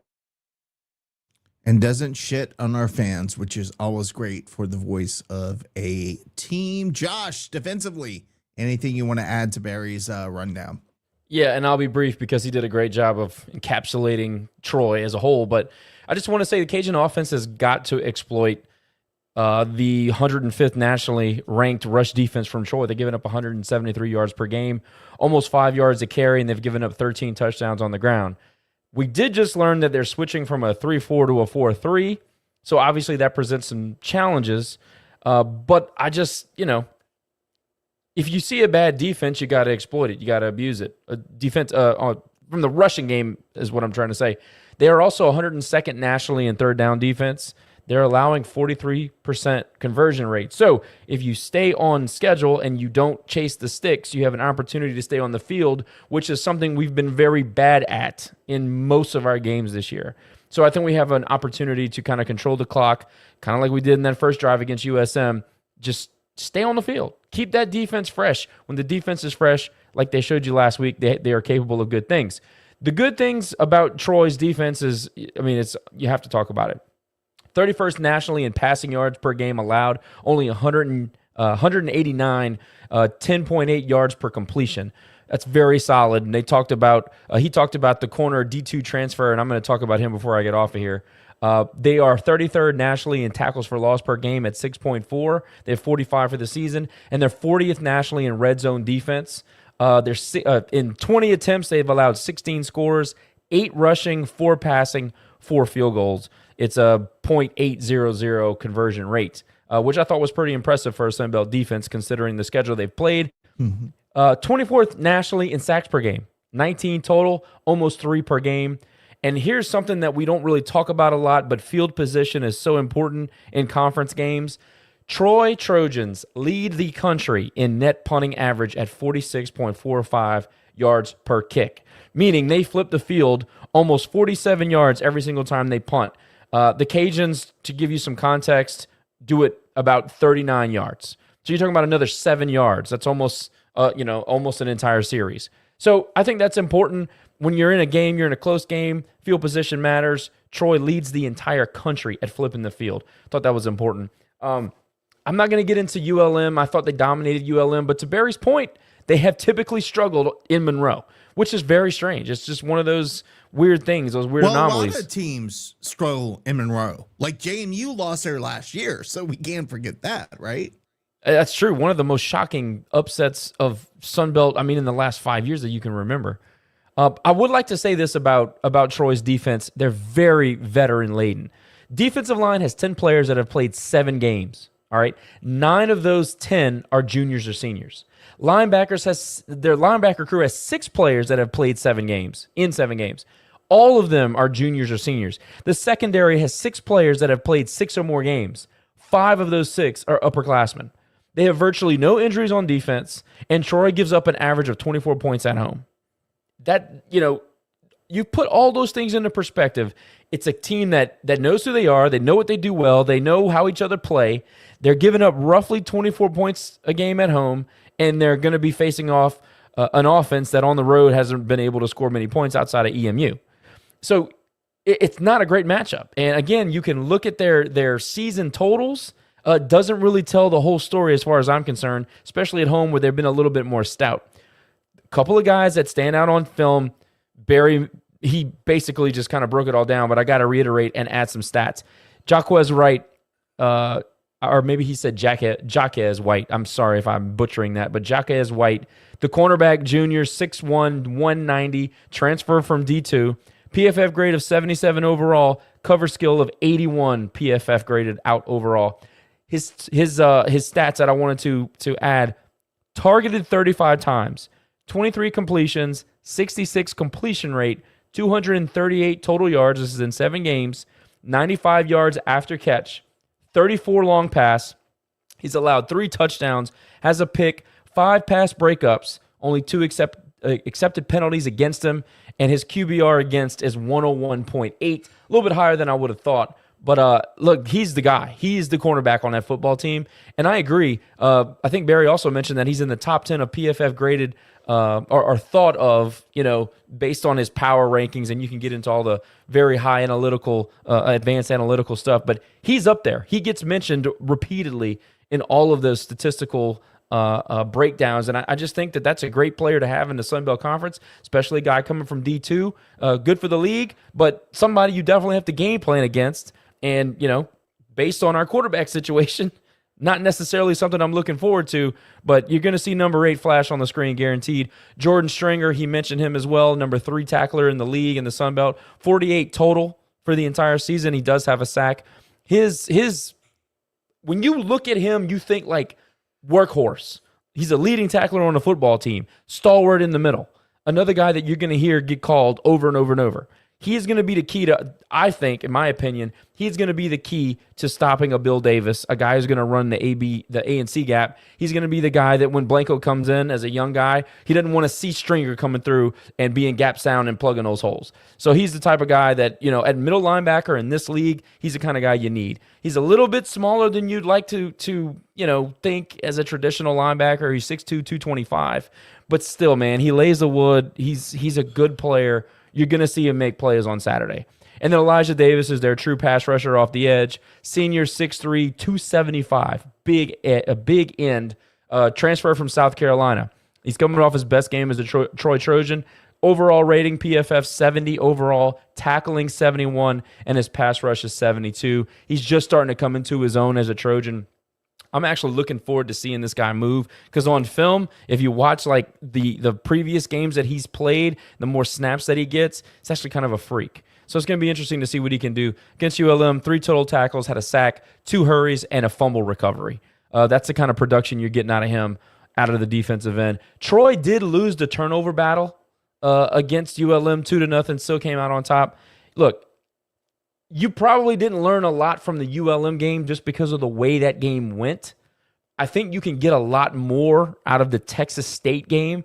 If you want some insight of how gritty this Troy team is, Cole mentioned it. 1-score games, overtime games.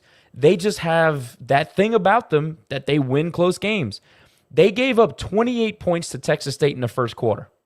Since that time, they've played 7 quarters of football and only given up 27 points. So that just gives you an idea of what kind of defense they're playing. And like Barry said, they switched to that 4-3, maybe, fit the personnel a little bit. Some of the injuries might have been kind of a blessing in disguise for them. But I still say the Cajun offense has to take advantage of a Troy defense that gives up almost 200 yards on the ground. And, of course, that's the way we try to win games anyway. So I think the matchup favors us in that regard. I still think we have a lot to do in the pass game, and it just so happens that their pass defense is actually pretty damn good. So we'll see. We'll see Saturday.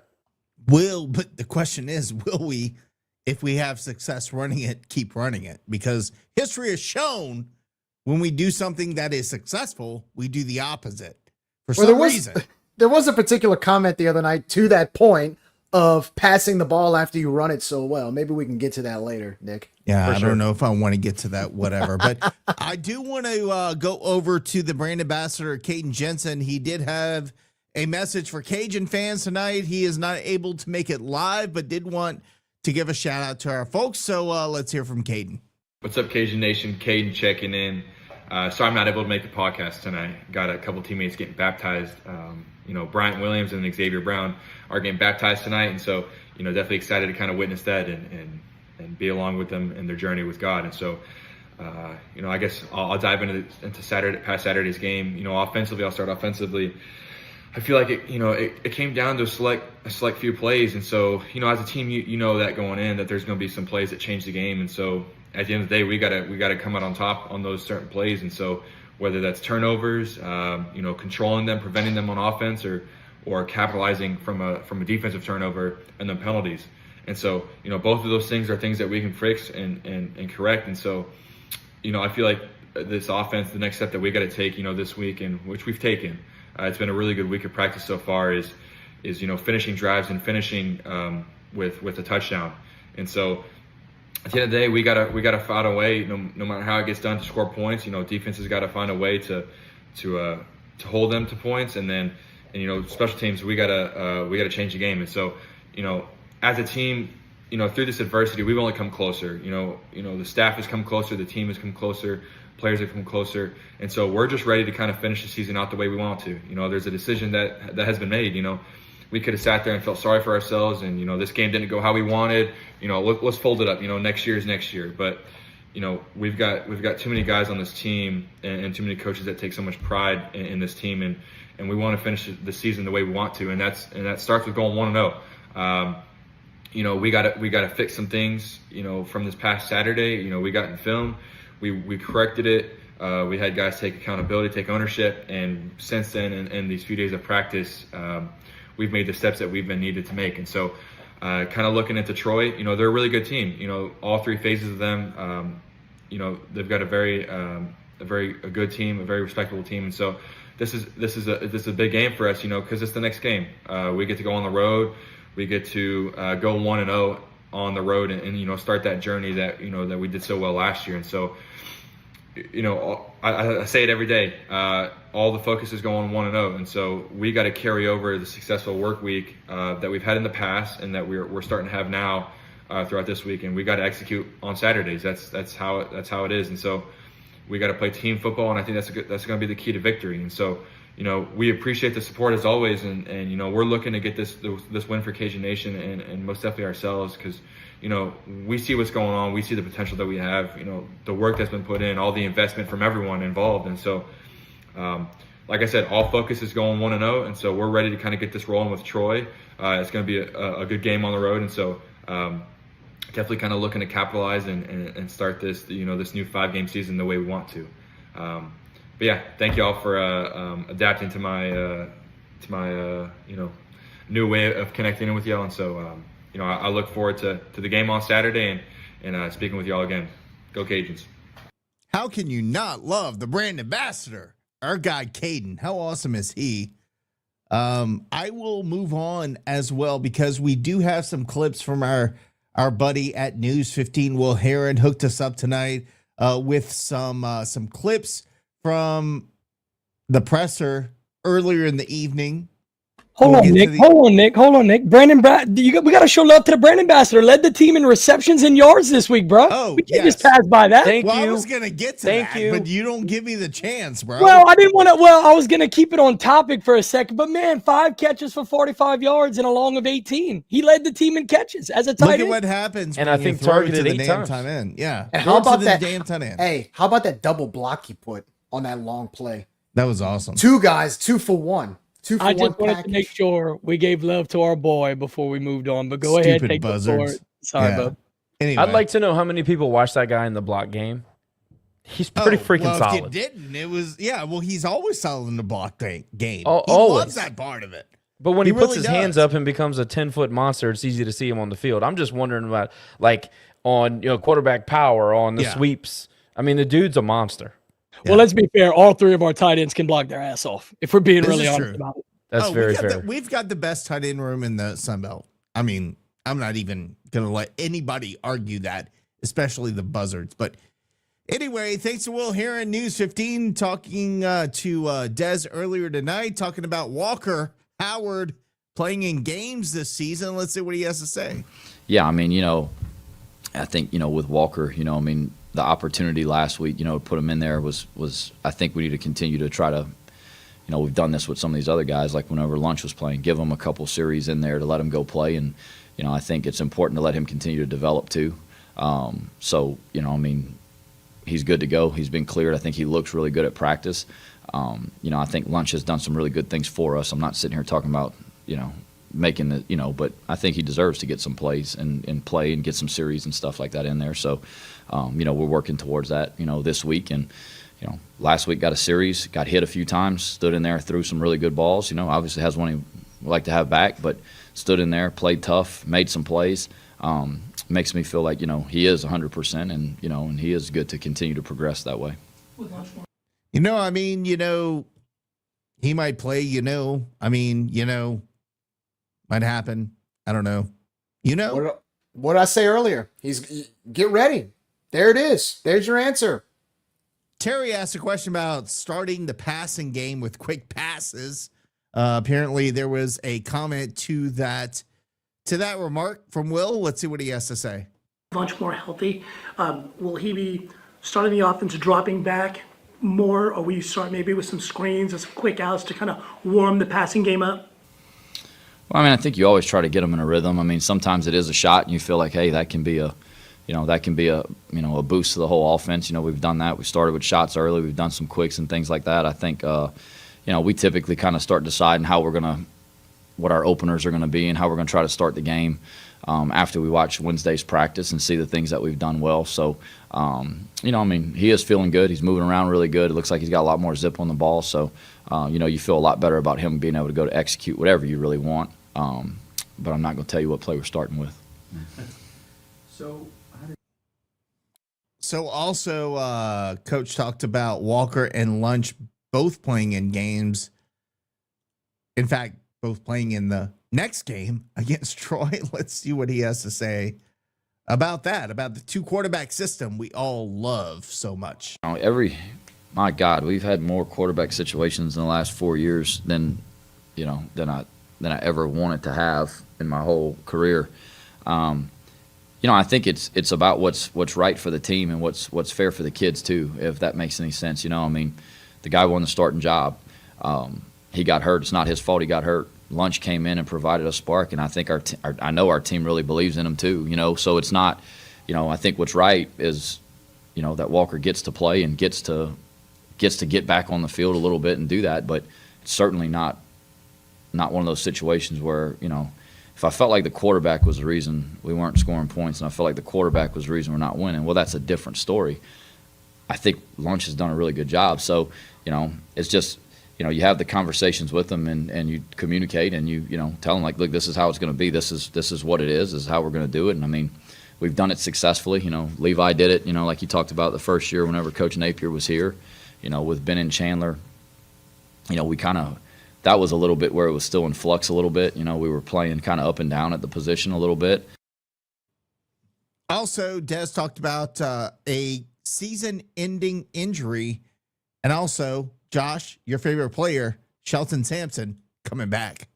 Is going to be out. He'll be done for the year. He's going to have season-ending surgery next week. He's got a toe.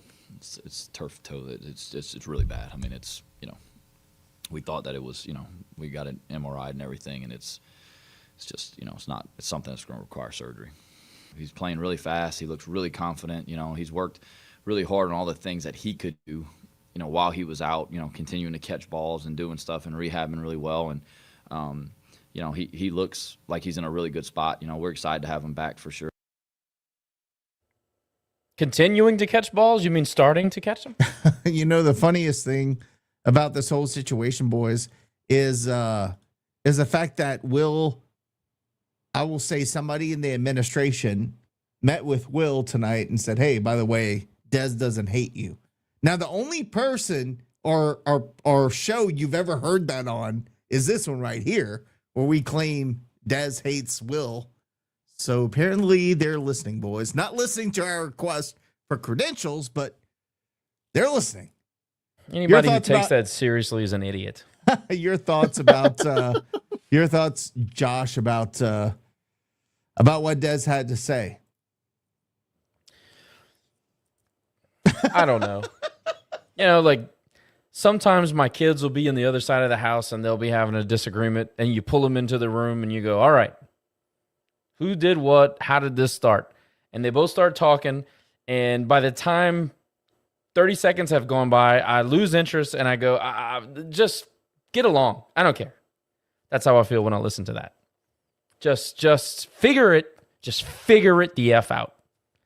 We're trying to explain away a bunch of stuff. And yeah, he's dealt with quarterback injuries. And first of all, that's a conversation. Why are we always hurt?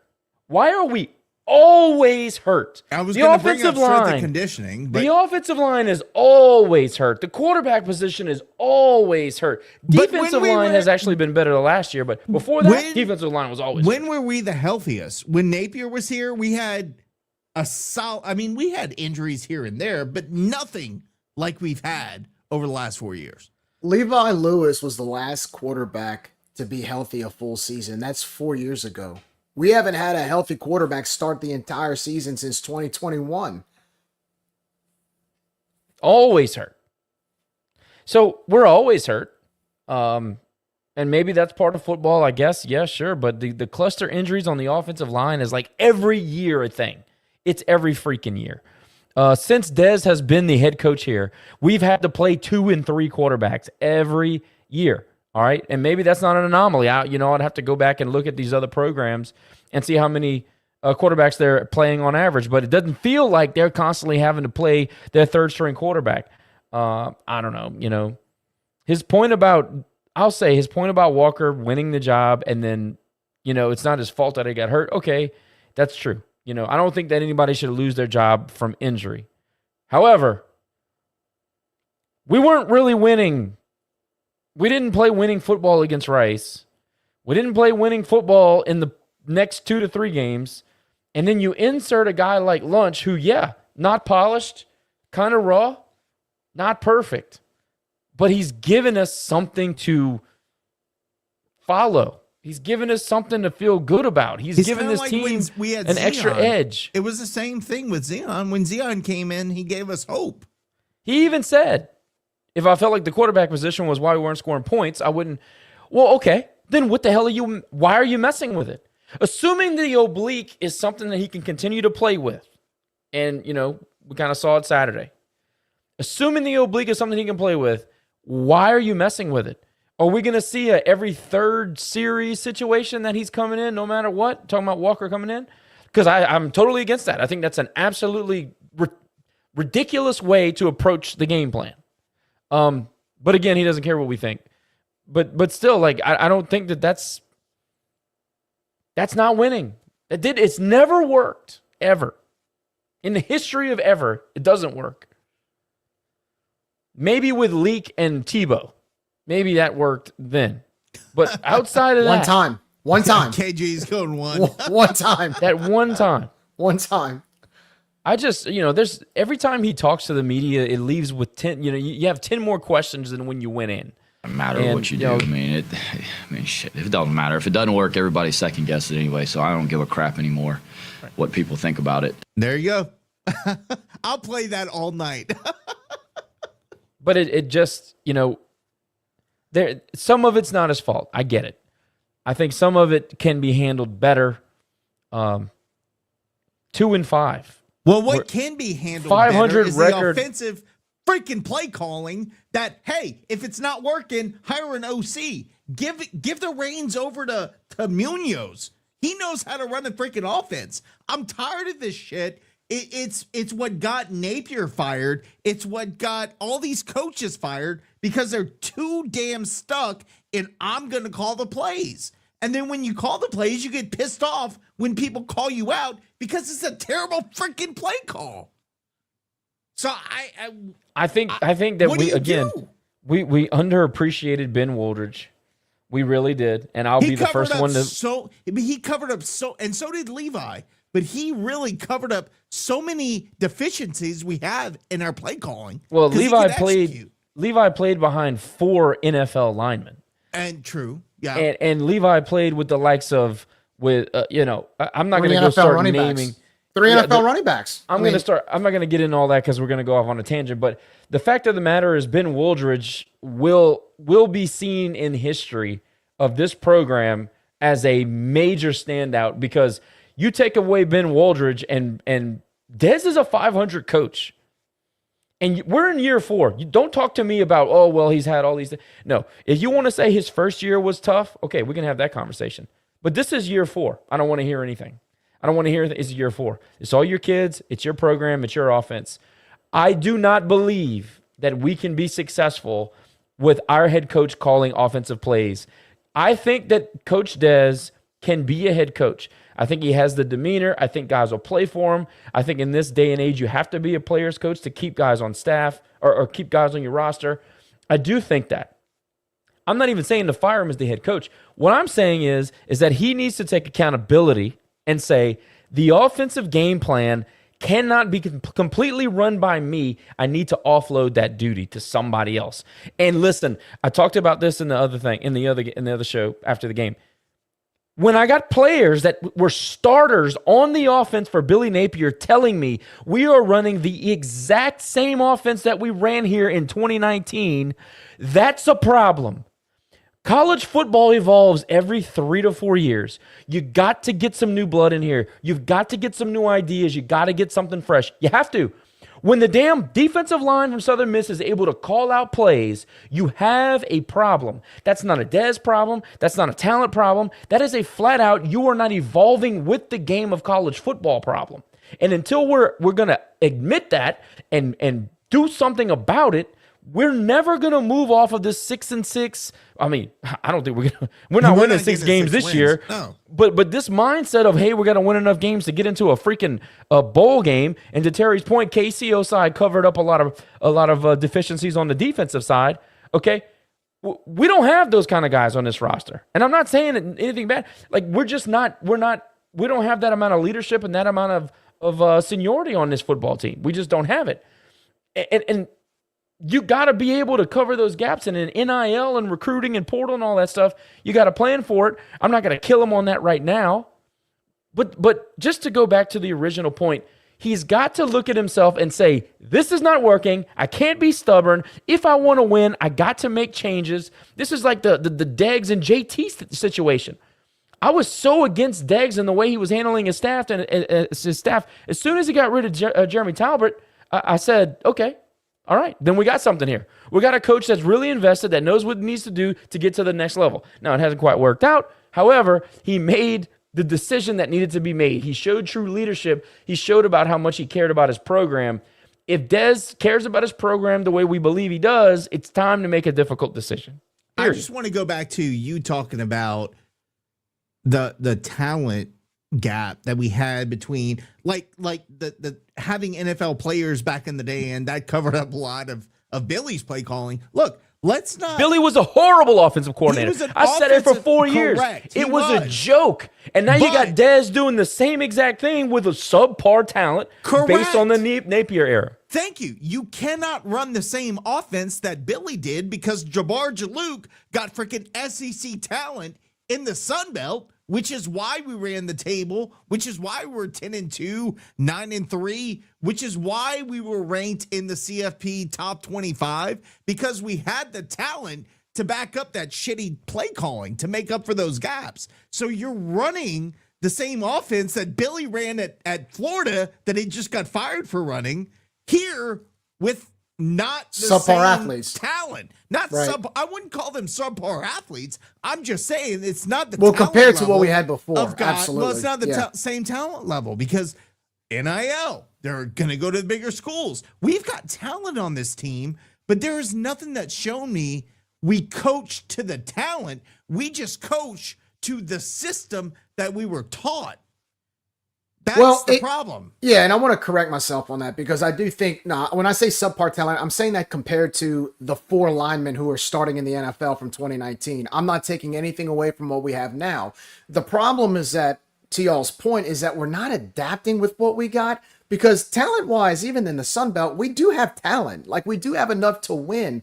The problem is, it's like we always talk about in the past, putting a square peg in a round hole never works. And I feel like with what we have now, we're putting square pegs in round holes with athletes that are capable, but we're running a system where it doesn't fit them. You know, when Lunch Winfield is in the game and you're gashing Southern Miss's defense and they're calling timeout countless times, don't throw the football.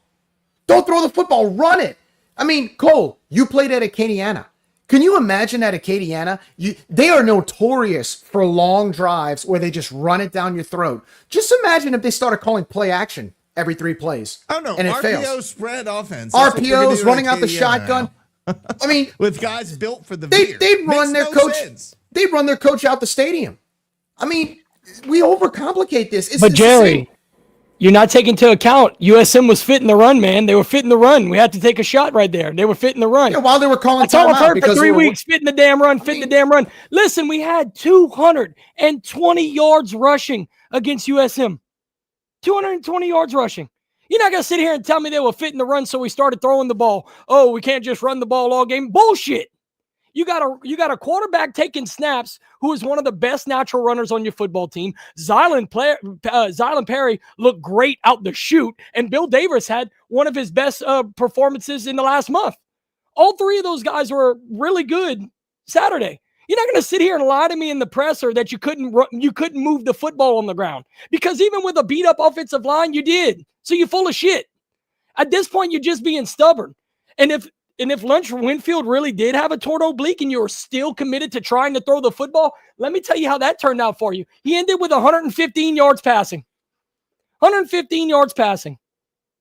I would have rather us just fucking run it down their throat until they stopped it. Because to Jerry's point, every time we had these long methodical drives that were taking up 6, 7, 8 minutes and they were having to burn timeouts to give their defense a rest, guess what? You're controlling the clock. You're controlling the tempo. You're keeping their offense off the field. Now, granted, there was drives where, like we mentioned, you had a holding call in the red zone that costed you a touchdown. You had a fumble at the 1 yard line that costed you a touchdown. There's lots of things that go into play there. But the point being is, if you lean on your talent, and on this team, it's been very evident that we can run the football when we commit to running the football. It's just we have a head coach and an offensive play caller that decides that, you know what, we have to throw it to be successful this year. Well, guess what, buddy? You're 2-5.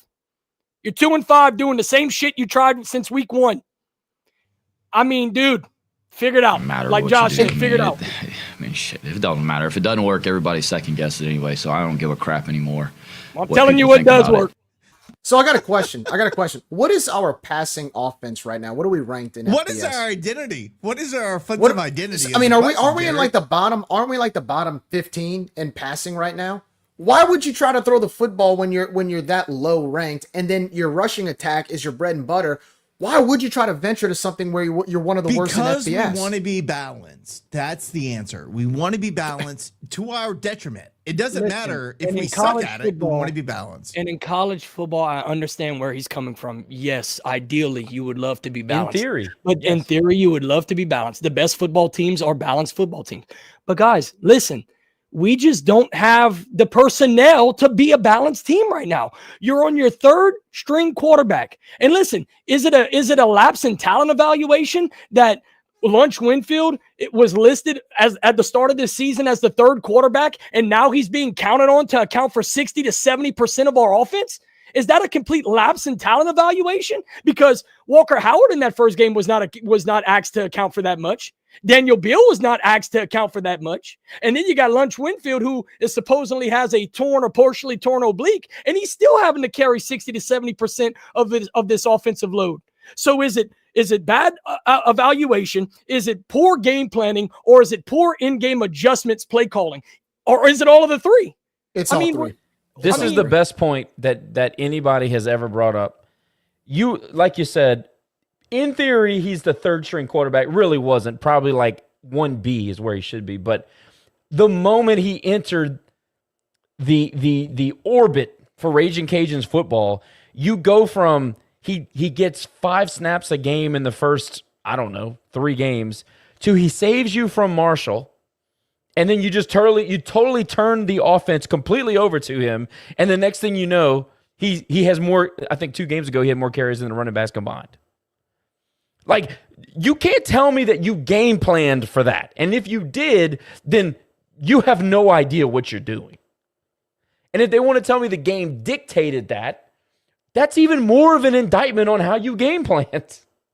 Look. So you can't, there is no excuse. There is no explanation. He can not give a crap all he wants. The fact of the matter is that the way that we have approached this season offensively has been a complete and utter failure. 2-5 is exactly where we should be. The fact that these kids got on the field and even made it remotely competitive in some of these games is a testament to them, not the coaching staff. I'm going to just say, Howard Schellenberger back in the day with FAU, we played them at home. My dude showed up in a full suit and tie in 90-degree weather. You know what Schnellenberger did against us at FAU? They wanted to run the ball. They throw a quick out to their Y receiver. He makes a catch, gains 10 yards, first down. Throws it to him again. Guess what happens? Catches it, 10 yards, first down. Throws it to him again. He did that for 3 straight drives. We could not stop him. They wanted to run the ball, bro. But when he saw something that worked, he kept doing it. He didn't give a shit about the run game at that point. I don't understand why we're so hard-headed that we've got to be balanced. If something's working, and I talked to my boy with JMU Sound Off that came on, Evangelista, he said the same shit. He's like, if it's working, keep doing it. Why are we trying to outsmart ourselves? For HUD's first loss was in 2012. We went undefeated his first season. His first loss was a Tuesday night nationally televised game. It was a whiteout against Arkansas State. Y'all remember that? That was Gus Malzahn's only season as head coach before he took off to go to Auburn. That dude ran the same play 9 straight times and gashed us until we stopped it. 9 times. Sometimes running it 3 or 4 times is enough. He ran it 9 straight times, and they beat us by, I think, more than 20 points that night. They killed us. But to your same point, right?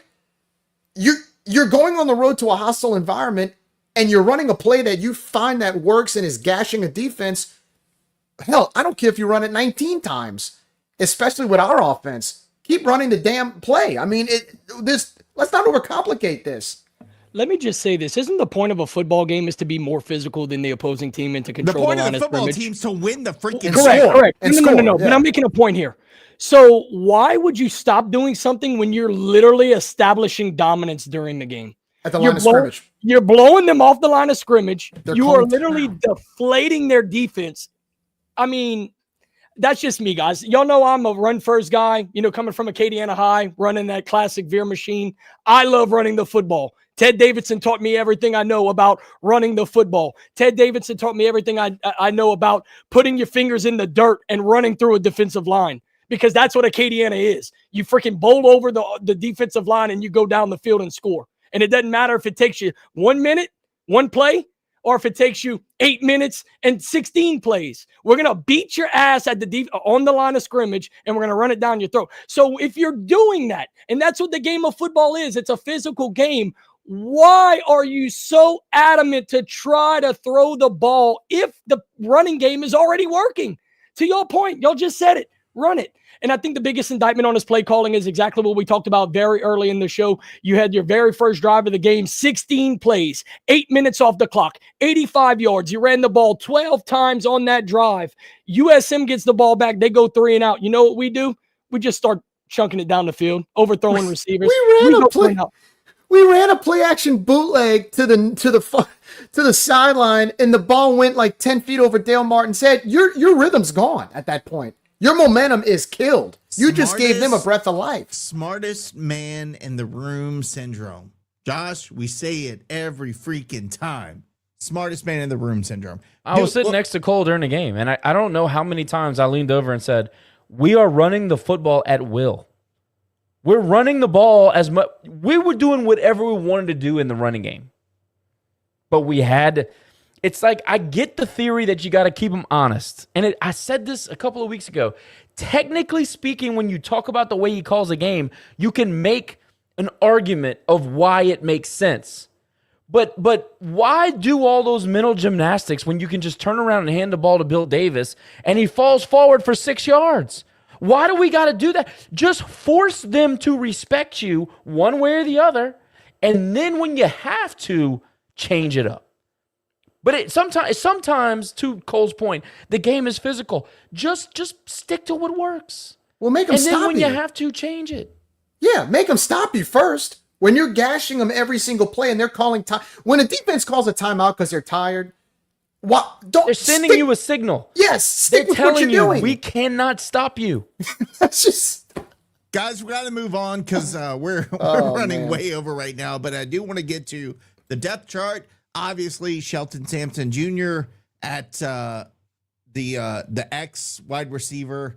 If they put that dude back at X, I'm gonna be pissed because no, I'm dead serious. There. Because Rob has done everything they've asked him to do, played through injury. He's the best, most respected, I think, wide receiver on that football team. Sheldon Sampson should be a backup at the H as far as I'm concerned. Well, Rob is H. There you go. No, but Rob Williams has cemented himself as the best wide receiver on this team. The way he's played, since his injury, he's other than this week with Caden leading the receiving charge, Rob Williams has done everything, to Josh's point, that we have asked him to do. He is the clear-cut wide receiver one on this team, and it's kind of a slap in the face that Sampson comes back after injury, after all of the nonsense that happened early in the season, and he's just automatically inserted into the wide receiver one role. I'm with Josh on that one. That's BS. Well, he is a kick returner because they're not going to put our boy. They actually have Rob at the Z. They have Rob at the Z. Yeah, I just noticed that. This is the kind of shit I'm talking about right here. It is like they've got to do right by certain guys, or like the team will collapse or something. Like, dude, make a point. Rob came in and solidified the passing game. Why are you moving him? Because Sampson's healthy? What has he done? Oh my God, that pisses me off. We do such stupid shit. It's hard to defend. Well, at least make him prove himself. He hadn't really proved himself. I mean, he had one decent game against EMU. Make the guy prove himself and work for that X spot. I mean, I'm with you. I think that can actually hurt the rhythm more than it can help with the way Rob's been playing the last 2 games. And Dale gets demoted just like that. Dale's been our biggest explosive receiver on the freaking football team. He was the one. Yeah, he was the only person they knew about at JMU. Anyway, I don't want to. Well, he scored touchdowns, both JMU. I mean, crucial touchdowns, both against JMU and Marshall. So yeah, no. Correct. Looking at the Chris Rock used to do this great bit. He would talk about how, man, I love rap music, but it's hard to defend this shit. It's hard to defend skeet, skeet, skeet, skeet. You can't defend it. This is how it feels to be a Cajuns fan. Yeah, I love the Cajuns, but golly, it is hard to defend this shit. Some of these decisions make absolutely no sense. You can't even put any real reason behind why it's happening. Let's talk about the offensive line. Mackie Mayo getting the start at left tackle. I mean, we're decimated on the line in injury wise. We do have Morrow, Fordham, Broussard, Harrington. Relatively okay with that line, but after that, you're talking about guys who haven't seen the field this season. Josh, your thoughts about the depth at offensive line at this point? If somebody gets hurt, you're talking about guys who've not played at all, and that's fair enough. A little worrying. Fair enough. Mackey is a redshirt senior. He's been here for 36 years. All right, he is 6'8", 363. If you're ever gonna kick somebody's ass, bro. If you are ever gonna contribute to this freaking program, it's time. Okay? I think we've lived up to our side of the bargain. Now it's about time you do something. I'm not saying it can't. I'm saying this is your opportunity. Step in, win the job, take the job. Now, I don't love him at left tackle. That's a premium spot on the offensive line. You telling me, why not move Jax over to the left side? Do you not trust Jax more than you trust a third string offensive lineman? Am I crazy? I want somebody blocking the blind side more than, Jax is more valuable to me on that side of the line. I agree with you. Well, I trust him. I'm crazy. I trust him. Exactly. But again, it's hard to defend this shit. It's hard to defend it. We'll see where that ends up. Defensively, Lawson, Fitzgerald West Jr., relatively pretty starting. Healthy. Yeah. Fitzgerald West is starting? He's starting ahead of Kadarius Miller at defensive line. I just noticed. I'm saying it as I'm looking at it going, wait. For why? What has he done on the field? Well, he's there, bro. There's no explanation for this shit. I was reading it like no big deal, and then when you said it, I'm like, yeah, there's that. Kreider at defensive line as well. We got Whitfield at Jack, no surprise. Terrence Williams, Will, Duggar, Mike, ahead of Terrence Williams. By the way, we came in talking about Cameron Whitfield. We came in talking about Cameron Whitfield, and we talked about he was going to be the MVP. Has anybody have we called his name once in 7 games? Yeah, I think he had the fumble recovery last week. But but to make your point, yeah, I expect it. I'm the basically one who been a ghost. Yeah, I'm the one who called at the beginning of the year that he would have to be a key playmaker for this defense to really go. And yeah, he's been pretty quiet. But just to make the point, he did have a fumble recovery last week. Lane, what's going on, bud? So the one thing that I mentioned in the group chat or in the text group, Lunch is the starter this week. He's not on the availability report that goes out to the Sun Belt. We've been told he's got an injured oblique, but he's nowhere to be found on the availability report. What in the world is that about? I just don't believe it. At this point, I'm telling you, look, I hate to call a man a liar, but I just do not believe it. I don't. It's a great cover to get Walker in the game without taking a lot of heat. But I watched him dance after a touchdown in the end zone. People with torn obliques don't do that. And now he's not even on the report that's mandatory by the league. I don't believe it. But Josh, that throw he made was so terrible. Dude, I'm telling you, the wind was blowing very hard. I'm telling you. Was it that bad? It really was. I swear to God. If you're sitting in the lower bowl, you can't feel the wind coming between that. You know, they have the bell that we don't use. They have those openings where the wind comes in, and if you're on the concourse, you can feel the wind. So if he throws a ball up in the air, the wind is going to impact the football. I don't think people are understanding that the wind pushed the football. It literally stopped going. You could see it kind of pause in the air. Well, it affected our kicking game. I'm not going to blame For sure. Sterner. I would love to see Klotz get a chance this season, but whole different conversation. Did Elam play last week? I know he was projected. I don't know that he saw the field, did he? Elam was on the field a couple times. Was he? Okay. Oh, yeah, for sure. Well, he's definitely getting the start of the star, but nothing, Skipper's out there, Brent Gordon Jr.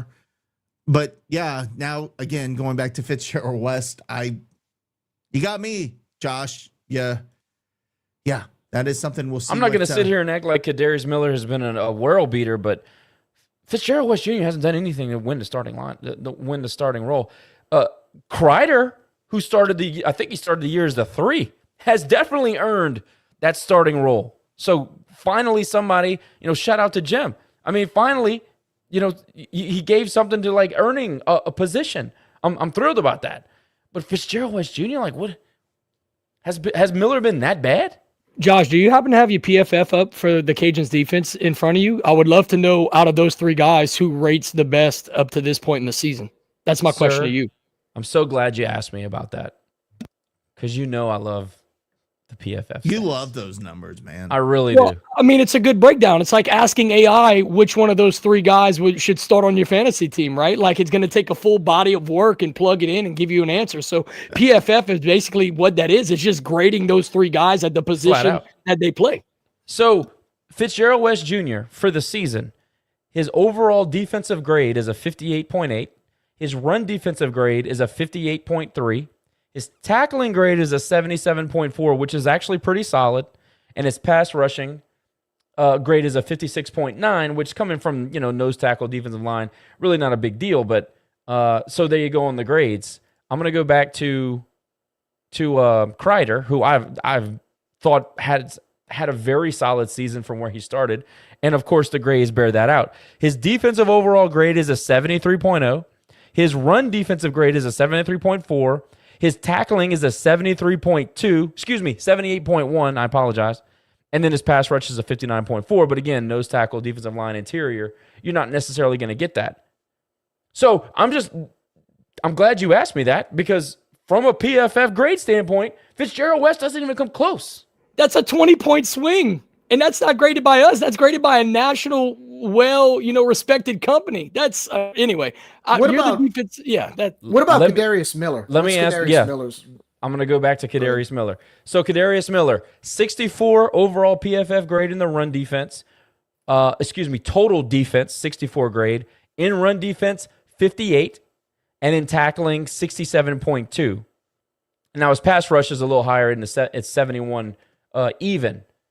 So he's been a little bit better. So basically what those numbers say is that he's been a little bit better pass rusher, and Fitzgerald West and he are basically the same in run defense.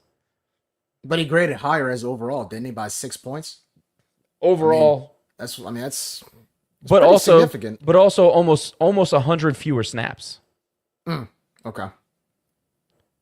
So Kadarius Miller has 281 total snaps, and Fitzgerald West Jr.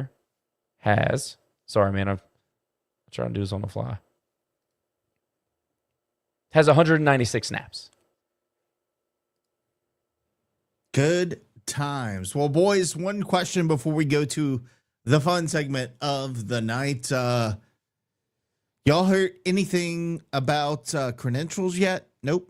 Just wondering. Anybody heard anything? Nope, nothing there. Any apologies for comments made after a post game? No, nothing there. Okay.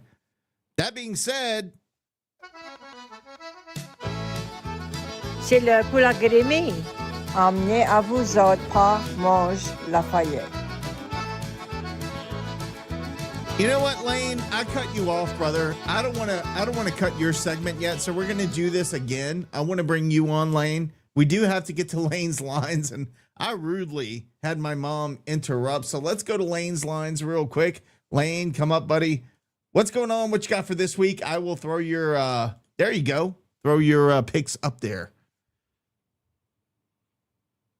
Got to mute yourself, Lane, before you can talk, bud.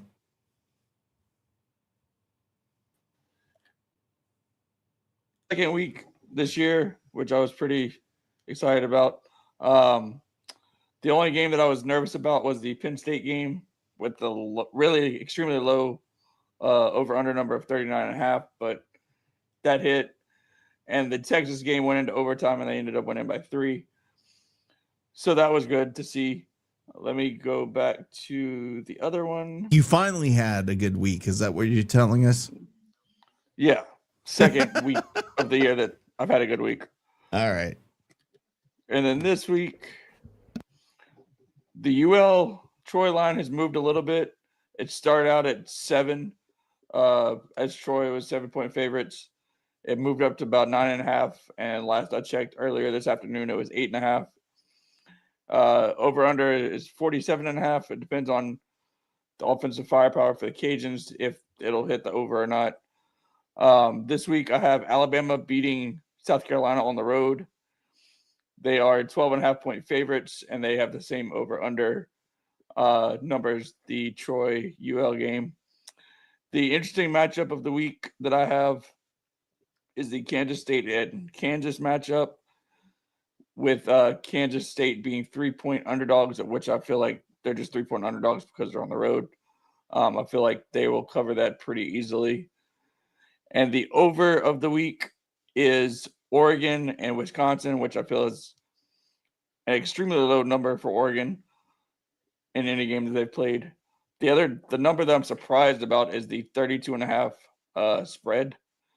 It's kind of surprising, but I guess Wisconsin's really bad this year. But I have the Oregon game hitting the over of 44.5.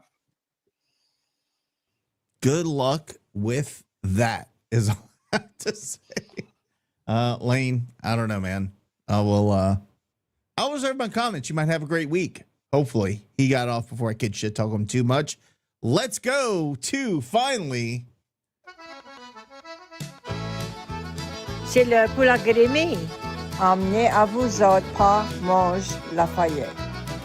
It is time for the Grimmies section, brought to you by Eat Lafayette, part of Lafayette Travel. Boys, want to ask you, and I think I might have asked you this before, but I gave you kind of a year to think about it because the answers last time were not that great.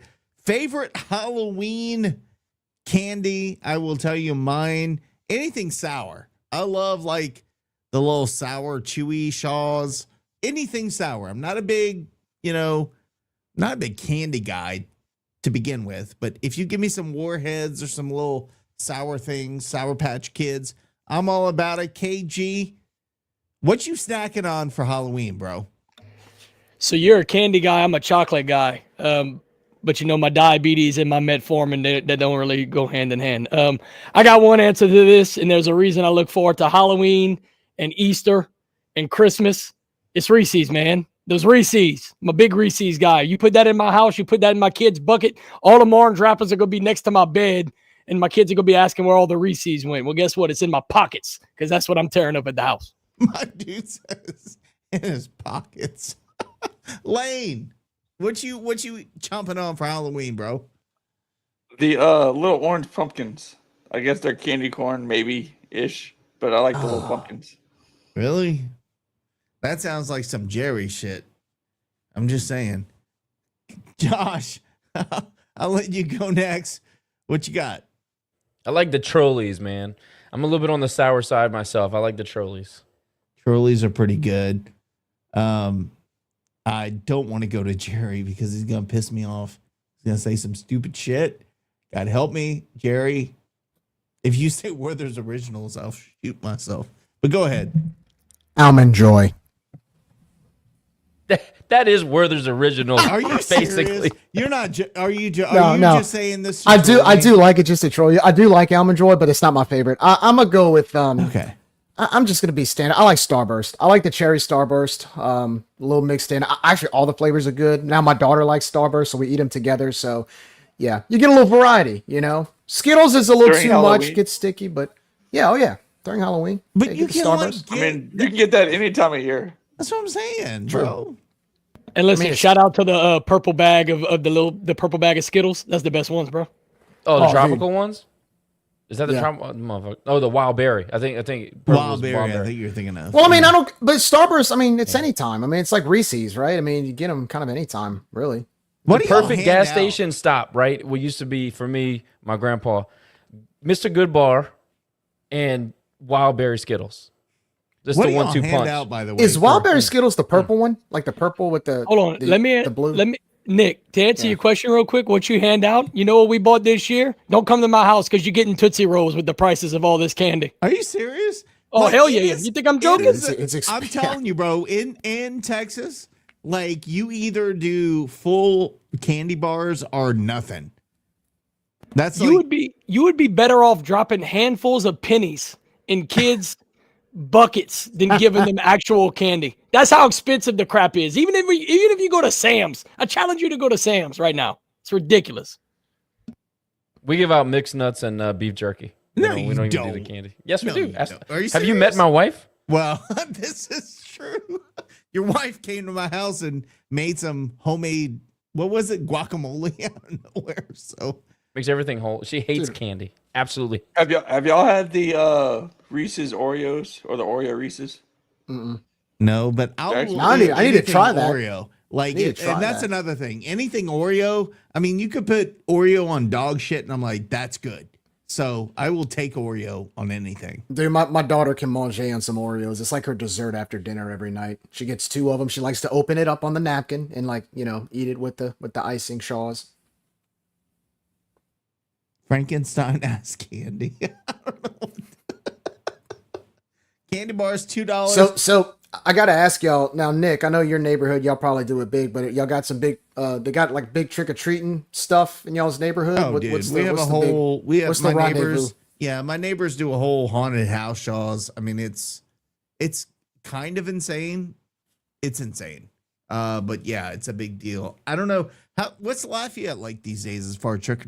Well, let's start with you, KG. What's Judy's like for trick or treating?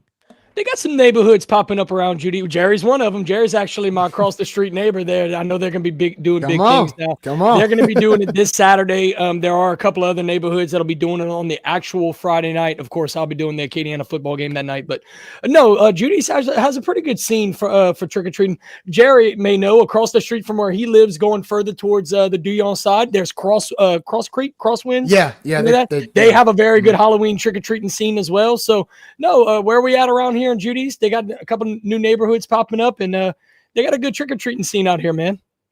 What is y'all's feelings on cross pollination of trick or treating?